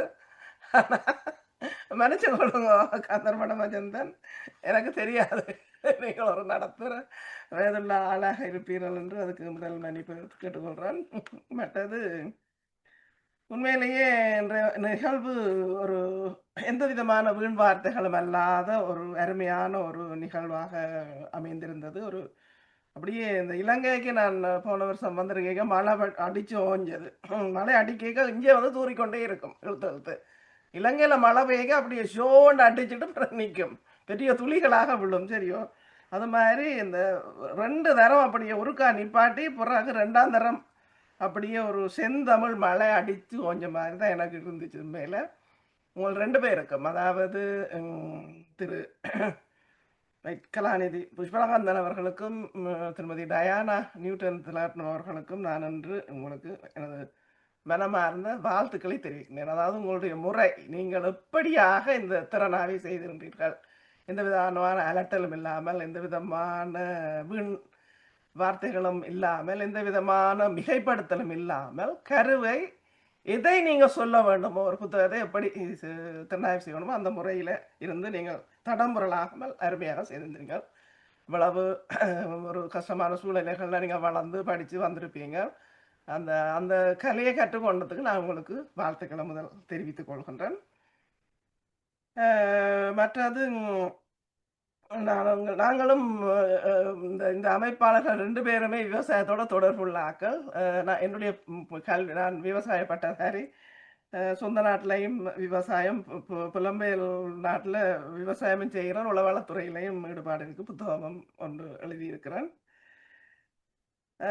அதாவது அந்த விவசாயம் என்பது நம்மிலே ஆழமாக வேரூண்டிய வேர்கள் தான். நாங்கள் எங்கே போனாலும் அதை பற்றி பேசி கொண்டிருப்போம், கருத்து கொண்டிருப்போம். கொரோனா காலங்களில் நான் இந்த தற்சார்பு வாழ்க்கை குழு என்று ஒன்று அமைக்கப்பட்டிருந்தது. அதாவது இலங்கையிலே வந்து வீட்டு தோட்டங்கள் கட்டாயம் செய்யணும் என்று சொல்லி ஒரு ஊக்குவிப்பு கொடுக்கப்பட்டிருந்தது. அப்போ அதில் வந்து அந்த நேரம் ஆனால் எனக்கு சரியான ஒரு அதிசயமாக இருந்தேன்னா, இப்போ அங்கே இலங்கையில் இருக்கிறார்களுக்கு உயிர் வேலி என்ன என்னென்னு தெரியாது, மிருகங்கதியால் வளருதில்லை, முருங்கை மரத்தில் இது பிடிக்குது, ஏன்னா அந்த மஸ்குட்டி பிடிக்குது, அந்த மாதிரியான விஷயங்கள் இதுன்றது. மற்றது செலவுகள் அதிகமாக இருந்தது. அப்போ அந்த செலவுகளை எப்படி குறைக்கலாம். சில நேரம் நாங்கள் இங்கே இருந்தோண்டு என்னுடைய சிநேகிதி என்னோட படித்து திருநெல்வேலி இல்லை வேலை செய்கிற சிநேகிதிக்கு அடித்து கதைச்சு சொல்ல வேண்டி இருந்தது, எந்த நெத்து எங்கே வாங்கலாமண்டு, விதைகளை எங்கே வாங்கலாமண்டெல்லாம் இலங்கையிலேருந்து எங்கள்கிட்ட கேட்பினா நாங்கள் அங்கே தொடர்புபடுத்த வேண்டிய நிலைமைகள் எல்லாம் இருந்தது. ஆனால் எது எப்படி இருப்பினும் ஒரு மாதிரி நாங்கள் அந்த இதுகளை விவசாய அதோட கனவேர் இந்த கொரோனாவிலிருந்து சில நன்மைகள் என்னென்னா, புதுமையிலேருந்து பழைய வாழ்க்கைக்கு போய் கன பேர் வந்து அந்த வீட்டு தோட்டங்களை செய்ய தொடங்கின ஒரு காலம் அது. அது வந்து நிறைய மாற்றங்களை ஏற்படுத்தினது. அந்த அந்த ஞாபகங்கள் எனக்கு வந்தது. இவர் புஷ்பாந்தன் அவர்கள் அந்த சொல்லிக்க வடமொழி வரதாஜன் அவர்கள் என்னுடைய முகநூல் நண்பராக இருக்கின்றார். அவருடைய விடயங்கள், அவருடைய கட்டுரைகள், முகநூல் பதிவுகளையும் நான் வாசித்ததுண்டு. மிகவும் அவருடைய அந்த எழுத்து நடை, எழுத்து பாணி ஒன்று சொல்ற விதம் வந்து மிகவும் வாசிப்பவரை தூண்டுவதாக அமைந்திருந்தது. அது நல்லா இருந்தது. மற்றது இதே நிகழ்வில் நாங்கள் எங்களுடைய ஆசான் நித்திகலரட்னம் அவர்கள், அவர் மிக பொப்பிசை பாடகராக அறியப்பட்டவர். ஆனால் அவர் உணவு எங்களுக்கு படிப்பிச்சதே உணவு பதப்படுத்துதல் அப்படியான இது, அந்த மாதிரியான இதுகளை ஃபுட் சயின்ஸ் அண்ட் டெக்னாலஜி என்று ஆங்கில மொழியிலே கூறலாம். அந்த மாதிரியானதான் எங்களுக்கு அப்போ படிப்பிச்சவர். அவரை கூப்பிட்டு தன்னைக்கு அவருடைய தலைப்பு வந்து உணவே மருந்து என்பது. அப்போ அதான் அந்த நீங்கள் சொன்ன மாதிரி இந்த துரித உணவுகளால் வரக்கூடிய விளைவுகள், துரித உணவுகளை தவிர்க்க வேணும். உணவு தான் மருந்து. இப்போ இன்றைக்கு நான் என்னுடைய தோட்டத்து கீரை பஞ்ச கோடை கால வேண்டபடியினால இந்த தோட்டத்து கீரையை சாப்பிட்டா அதில் இருக்கிற திருப்தி இந்த துரித உணவில் வராது ஒரு நாளும். மற்றது அந்த அடையாளம் என்றது சரியான முக்கியம். அதாவது விவசாயம், கால்நடை, மீன்பிடிப்பு, அதனுடைய அருமைகள் இப்போ இருக்கிற மக்களுக்கு தெரிகிறே இல்லை. இங்கே இருக்கிற என்னோட வேலை செய்கிற ஒரு முந்தைய நாள் ஒரு சட்டத்தரணிகளோட வேலை செய்த நான் ஒரு கொஞ்சம் காலம் இப்போ சட்டத்தரணி சொல்லியிருந்தார், நீ எந்த நாடா, நான் இலங்கைன்னு சொல்லி, நீ ஏன் இங்கே இருக்கிற, நான் இந்த வேலையெல்லாம் விட்டு போட்டு அந்த மீனவர்களோட போய் அந்த கொட்டில இருந்து மீன் பிரித்து சாப்பிட்டு எனக்கு விருப்பம்னு சொல்லியிருந்தார் ஒருக்கா. அதான் அந்த இக்கிற மாட்டுக்கு அக்கறை பச்சைன்னு சொல்லி இவர்கள் அந்த வாழ்வுக்காக கனவு காண்றார்கள் இந்த நாட்டவர்கள். ஆனால் எங்களுக்கு அது அருமை தெரிகிற எல்லாம் உண்மை. ஆனால் இப்படியான புத்தகங்கள், வரவேற்கத்தக்க புத்தகங்கள், அருமையான புத்தகமாக இருக்கும்னு நினைக்கிறேன். ஆளப்போகும் வேர்கள் எனக்கு வாசிக்க ஆர்வமாக இருக்கிறேன். பாப்பம் எடுத்து வாசிக்க யோசிச்சிருக்கிறேன் இன்றைக்கு கூட திறனாய்வுக்கு பிறகு. அடுத்ததாக டயானா அவர்கள் மிக அருமையாக மிக துல்லியமான கருத்துக்களை வெளிக்கொண்டிருந்தார். மற்றது அதாவது இந்த சிறுகதலுக்கு முக்கியமானது வந்து அடுத்ததாக நடக்கிற அடுத்ததாக என்ன வரப்போகுதுன்னு தெரியாம ஊகிக்க முடியாமல் அதை எழுதி கொண்டு போறது வந்து வாசிப்பவரை தூண்டிக்கொண்டே இருக்கும். அப்படியான ஒரு கலையை கற்றுக்கொண்ட அஜந்தனுக்கு எனது வாழ்த்துக்கள். தொடர்ந்து எழுதணும். உங்களை பற்றி நான் பிறகு நிறைய வாசிச்சேன். தொடர்ந்து எழுதுங்கோ. நீங்கள் ஒரு அறியப்பட்ட எழுத்தாளராக வளர்ந்து வருவது கண்டு நாங்கள் சந்தோஷம் அடைகின்றோம். மற்றது என்னுடைய ஒரே ஒரு இது என்னென்னால், அந்த மொழி கிளப்புன்றது இப்போ நாங்கள் வந்து இலங்கையில் இருக்கும்போது அப்படிதான் நாங்கள் கதைக்கிற மாதிரி தான் நாங்களும் எல்லாம் கலந்து கதைக்கிறோம். என்னென்னா இலங்கை மனப்பான்மையை பொறுத்த வரைக்கும் வந்து ஆங்கில சொற்களை சேர்த்து கதைச்சால் அவர்கள் படித்தவர்கள் என்ற ஒரு இடப்போடு மண்டத்துக்காக கதைக்கிறது. இலங்கையர்களோட இப்போவும் அப்படி கதைக்கணும். தனித்தமிழில் கதைச்சால் இது என்ன ஒரு கொஞ்சம் ஒரு புலபோலோட காலண்ட மாதிரி தான் யோசிக்கிறோம். அந்தளவு தூரத்துக்கு அந்த மனப்பான்மை வளர்ந்துட்டுது. ஆனால் இங்கே வந்து தான் நாங்கள் தனித்தமிழ் கதைக்க பழகினாங்க. ஏன்னா நான் மேலே பிறமொழியில் அங்கேயும் ஆங்கில மொழியில் படித்தேன், இங்கேயும் வந்து டச்சு மொழியில் படித்தது. ஆனால் தனித்தமிழ் கதைக்க பழகினது இங்கே வந்து. ஏனென்றால் நீங்கள் வெளிநாடுகளுக்கு போய்க்க எந்த மொழி என்றாலும் தனித்தனியாக கதைச்சா தான் உங்களுக்கு மரியாதை. கலந்து கதைச்சிங்களா அவங்க குழம்பிடுவாங்க. அது நான் ஒன்று சொல்லி வைக்கிறேன். வெளிநாட்டுக்கு வந்து இருக்கிற பிரச்சனை. மற்றது வந்து இப்போ நீங்கள் அந்த அவ சொன்ன உதாரணத்தை பார்க்கல வந்து எந்த கட்டத்தில் அந்த அந்த மொழி கலந்து இப்படி பாதிக்கப்பட்டதுன்னு நான் தெரியல. இப்போ என்னை பொறுத்த வரைக்கும் வந்து சிறுகதைகள் எழுதியக்குள்ள வந்து கதை மாந்தர இந்த தன்மையை விளங்கப்படுத்துறதுக்காக மட்டும் அந்த அந்த மொழியை கிளப்ப பாவிக்கலாம்ன்றது என்னுடைய தனிப்பட்ட கருத்து, தாழ்மையான கருத்து. உதாரணமாக கரவாக்காட்டில் இருந்த ஒரு பெண்ணை பற்றி நாங்கள் சொல்கிறோம், நான் ஏர்லி மார்னிங் எழும்பி அப்படியே நான் வாக் போயிட்டு ஒரு காஃபி குடிச்சிட்டு இருக்கிறேன் தான் கதை பயனாப்ப. அதை வந்து நாங்கள் கட்டாயம் எழுத வேணும். என்னன்னா அது அவட நளினம், அவட பாணி, அவ கரவா தோட்டம். இதை தவிர வேறு ஏதாவது ஒரு கட்டத்தில் கட்டாயம் நாங்கள் தமிழோட ஆங்கிலத்தை கலைக்கணும்னு எனக்கு தெரியாது. நான் அதை விரும்ப மாட்டேன். இப்போ நீங்கள் சொன்ன மாதிரி இப்போ ஒத்திஸ்ம அந்த மாதிரியான இதுகளை வந்து இப்போ நான் மொழிபெயர்ப்பு கட்டுரைகளை எழுதினேன். அதனுடைய நல்ல ஒரே ஒரு யுக்தியை எனக்கு தெரிஞ்ச நான் சொல்லக்கூடிய மாதிரி இருக்குமென்னா சில இப்போ மொழிபெயர்த்து சொல்லிக்கல காரண பெயராக இருக்கும். அதாவது அட்டென்ஷன் டெஃபிசிட் ஹைப்பர் ஆக்டிவிட்டி சொல்கிறோம்னா மிக இயக்க குறைபாடு என்று நேரடியாகவே மொழிபெயர்க்கலாம். அது எல்லாருக்கும் வழங்கும் மிக இயக்கத்தால் வர குறைபாடு. தாராளமாக நீங்கள் மிக இயக்க குறைபாடு என்று மட்டும் சொல்லி போட்டு விடலாம்ன்றதான் என்னுடைய கருத்து. மற்றது அவர்களும் தேட வேண்டும். அந்த வாசிப்பவர்களும் நீங்கள் சொல்றீங்க ஆங்கிலத்தில் சொல்றத தமிழ்ல தேடணும். நான் சொல்றேன் நாங்கள் தமிழ் எழுதுற நாங்கள் தமிழ்ல சொல்லணும். அவன் வேணுமெண்டா ஆங்கிலத்தில் தேடி படிக்கட்டும் என்பது என்னுடைய கருத்தையும் என்னுடைய எழுத்து அனுபவம் இப்படித்தான் இதுவரையில் இருக்குது என்றதை நான் தாழ்மையாக சொல்றேன். அது அவருடைய சொந்த விருப்பம். மற்றது அந்த பெண்களை மையப்படுத்தி எழுதினது, மற்றது அந்த மாதிரியான விடயங்கள், மற்றது மாற்றுத்திறனாளிகளுக்கும் மேலே மதிப்பு கொடுக்கணும். ஏன்னா தெரியும் அங்கே வந்து கொச்சப்படுத்துறது அதெல்லாம் சரியான கூட. இப்போவும் அது இருக்குமா இருந்தால் சரியான வேதனைக்குரிய விடயம். மற்றது உண்மையிலேயே அந்த போர் என்பது வந்து உள்நாட்டிலையும் வெளிநாட்டிலையும் பெண்களை சிங்க பெண்களாக்கினது. இங்கேயும் தான், இங்கேயும் பெண்களை சிங்க பெண் ஆக்கினது அங்கத்தையே போர் தான். என்ன அங்கே போர் இங்கே வந்தாச்சுது.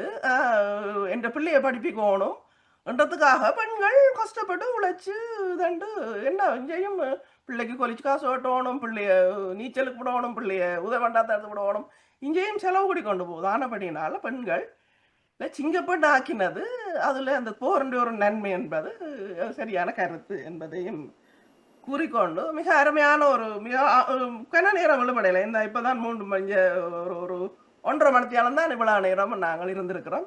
கிட்டத்தட்ட ஒரு கொஞ்சம் கூட அருமையான ஒரு ஆக்கபூர்வமான நிகழ்வாக அமைத்து தந்ததுக்கு நன்றிகள்.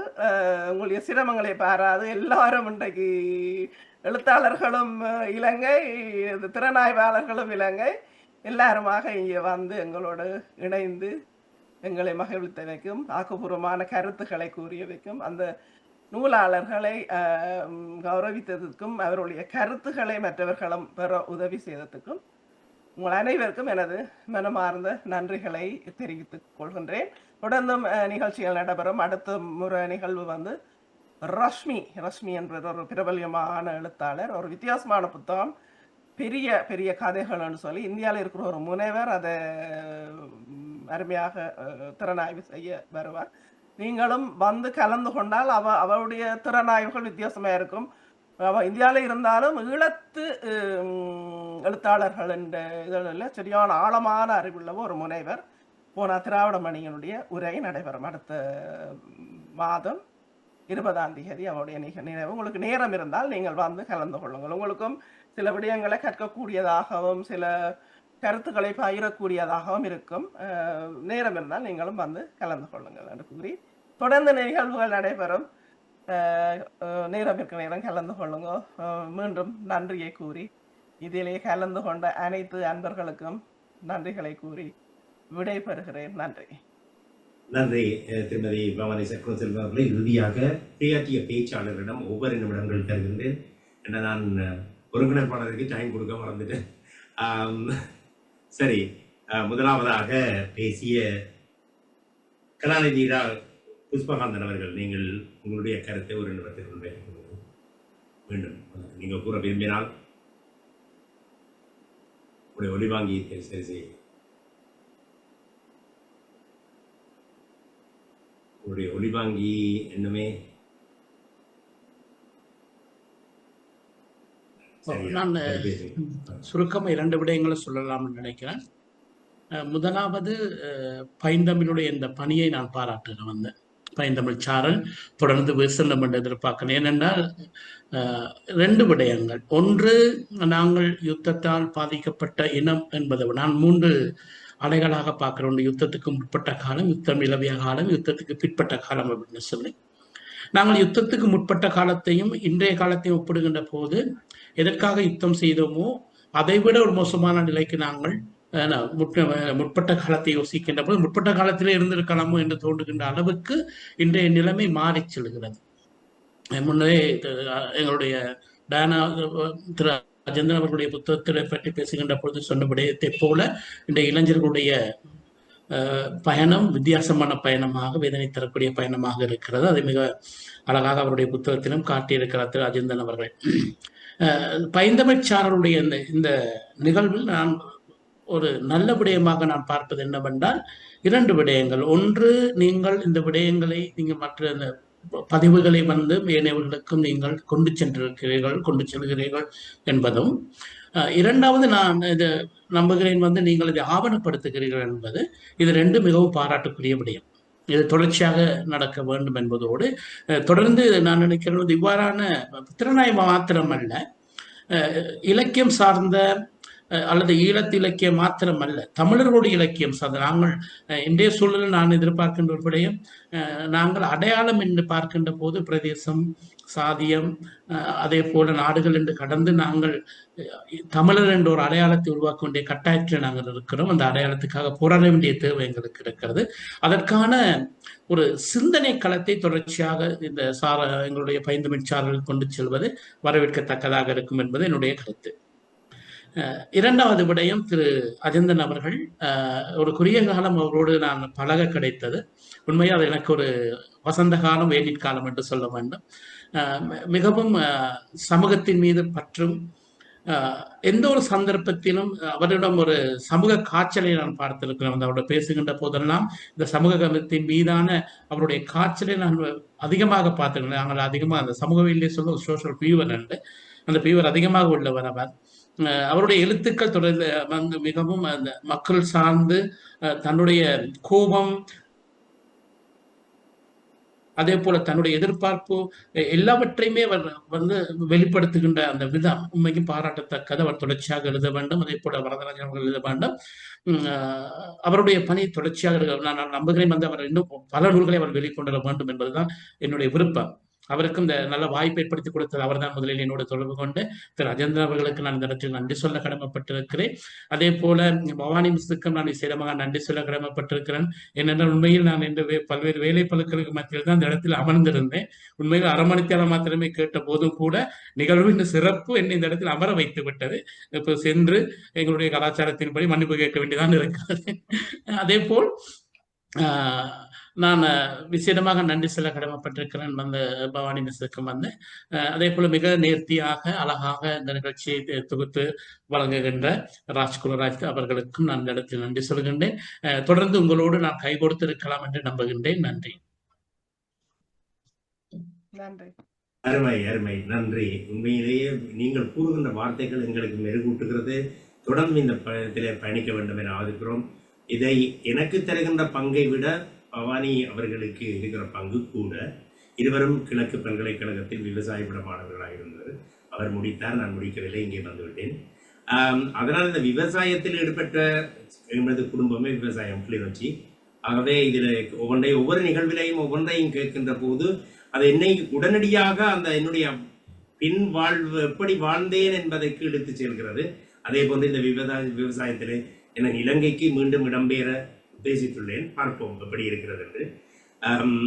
அது மட்டுமல்ல, இந்த பைந்தமிழ்ச்சாரல் தொடர்ந்து நிகழ்ச்சியை நடத்த வேண்டும், தொடர்ந்து நடத்துவோம். குறிப்பாக பெரிய எழுத்தாளர் தாமரைச்செல்வி அவர்கள் கூட எங்களுடைய பலதரம் ஒவ்வொரு நிகழ்ச்சியிலையும் அவர் சொல்கின்ற விடயம் இந்த தொடர்ச்சி, இந்த நிகழ்வுகள் ஒரு அருமையாக இருக்கிறது, தொடர்ந்து செய்யுங்கள் என கேட்டிருக்கிறார்.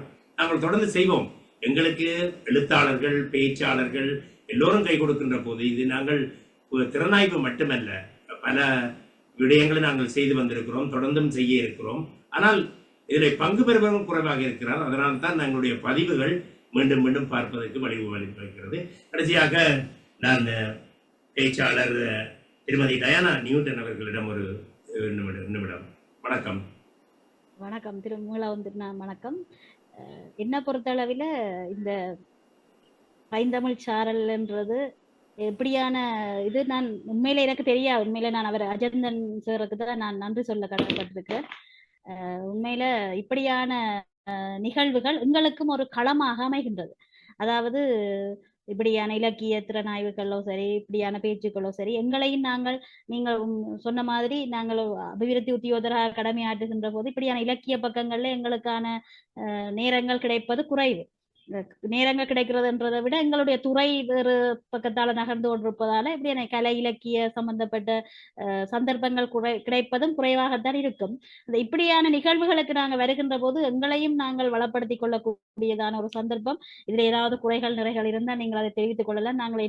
நான் ஒரு சின்ன பிள்ளையாக கருதி சொல்லுகிறேன். இனிமேல் இருக்கின்ற சந்தர்ப்பங்கள்ல நாங்கள் எங்களையும் திருத்திக் கொள்ளக்கான ஒரு சந்தர்ப்பமாக அமையும். குறைகள் இருந்தால் பாராட்டுவீர்கள், நிறைகள் இருந்தால் பாராட்டுவீர்கள், குறைகள் இருந்தால் அதை நேரடியாகவே சுட்டி எங்களை திருத்தினால் நாங்கள் இனிமேல் இருக்கின்ற சந்தர்ப்பங்களையும் திருந்தி உரையாடக்கூடிய சந்தர்ப்பங்கள் கிடைக்கும்.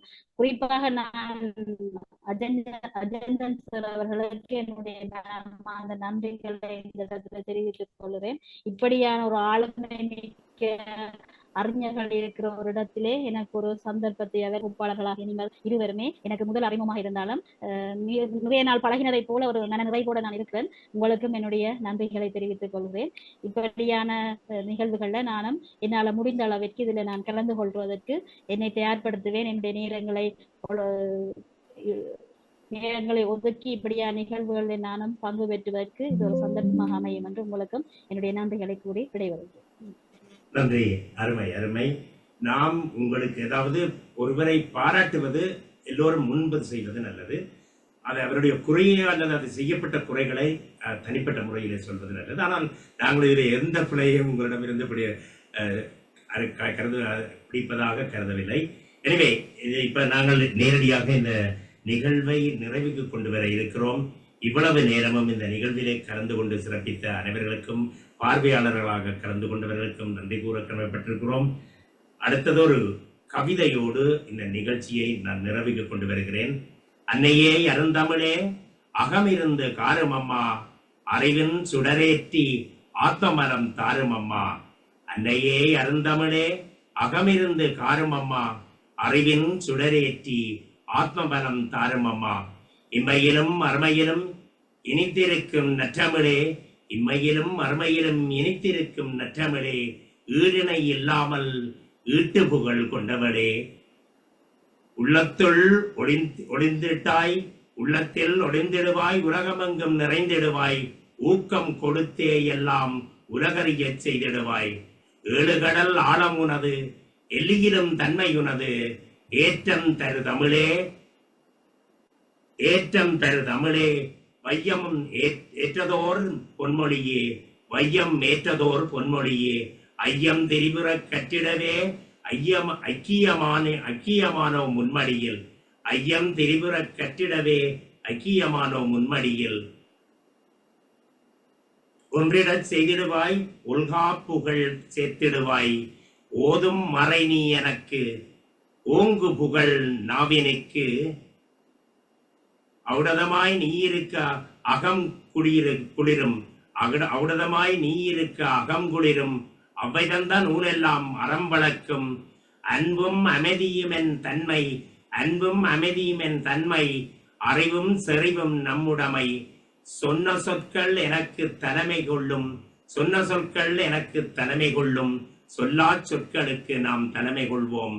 செந்தமிழாய் நறுந்தேனாய் செழித்திருக்கும் செழுந்தமிழே, செந்தமிழாய் நறுந்தேனாய் செழித்திருக்கும் செந்தமிழே. என்னாவில் வீற்றிருந்து என்னாலும் வாழியவே நீ, என்னாவில் வீற்றிருந்து என்னாலும் வாழியவே நீ. வந்தவர்கள் அனைவரையும் வாழ்த்தி வரவேற்று, வந்தவர்கள் அனைவரையும் வாழ்த்தி வரவேற்று, பைந்தமிழே என்னாலும் பாங்குடன் நீ வாழியவே, பைந்தமிழே என்னாலும் பாங்குடன் நீ வாழியவே. இதுவரை நேரமும் இன்றைய நிகழ்வு பைந்தமிழ் சாரல் வழங்கியிருந்தது. இதில் 2 நூல்களின் திறனாய்வு இடம்பெற்றது. பைந்தமிழ் சாரல் வழங்கிய 2 நூல்களின் திறனாய்வு இன்றைய பேச்சாளர்களாக இருவர் கலந்து கொண்டு சிறப்பித்தார்கள். வடகோவை வரதராஜன் அவர்களுடைய ஆளப்போகும் வேர்கள் என்ற நூலை திறனாய்வு செய்திருந்தார் கலரடி ரா புஷ்பகாந்தன் அவர்கள். இவர் ஒரு எழுத்தாளர், பத்திரிகையாளர், விமர்சகர். கந்தமடம் ஆனா அஜந்தர் அவர்களுடைய மரணங்களின் சாட்சியாக என்ற நூலை திறனாய்வு செய்திருந்தார் டயானா நியூட்டன் அவர்கள். இவர் பிரதேச செயலக அபிவிருத்தி உத்தியோகத்தர். இவர்கள் இருவருக்கும் எமது பைந்தமிழ் சாரல் சார்பிலே மனமார்ந்த நன்றியை தெரிவித்துக் கொள்வதோடு அதோடு இந்த நிகழ்விலே கலந்து கொண்டு சிறப்பித்த அனைத்து உள்ளங்களுக்கும் எமது நன்றியை தெரிவித்துக் கொள்கின்றோம். ராஜ்குலரோஜா என்ற முகநூலாக இணைந்திருந்த அனைத்து தமிழ் இலக்கிய ஆர்வலர்களுக்கும் நன்றியை கூறிக்கொண்டு இந்த நிகழ்வை இத்தோடு முடிவுக்கு கொண்டு வருகின்றோம். மீண்டும் ஒரு நிகழ்ச்சியில் உங்களை சந்திக்கும் வரை உங்களிடமிருந்து அன்பு வணக்கம் கூறி விடைபெற்றுக் கொள்வது உங்கள் அன்பன் ராஜ்குலராஜ். நன்றி, வணக்கம்.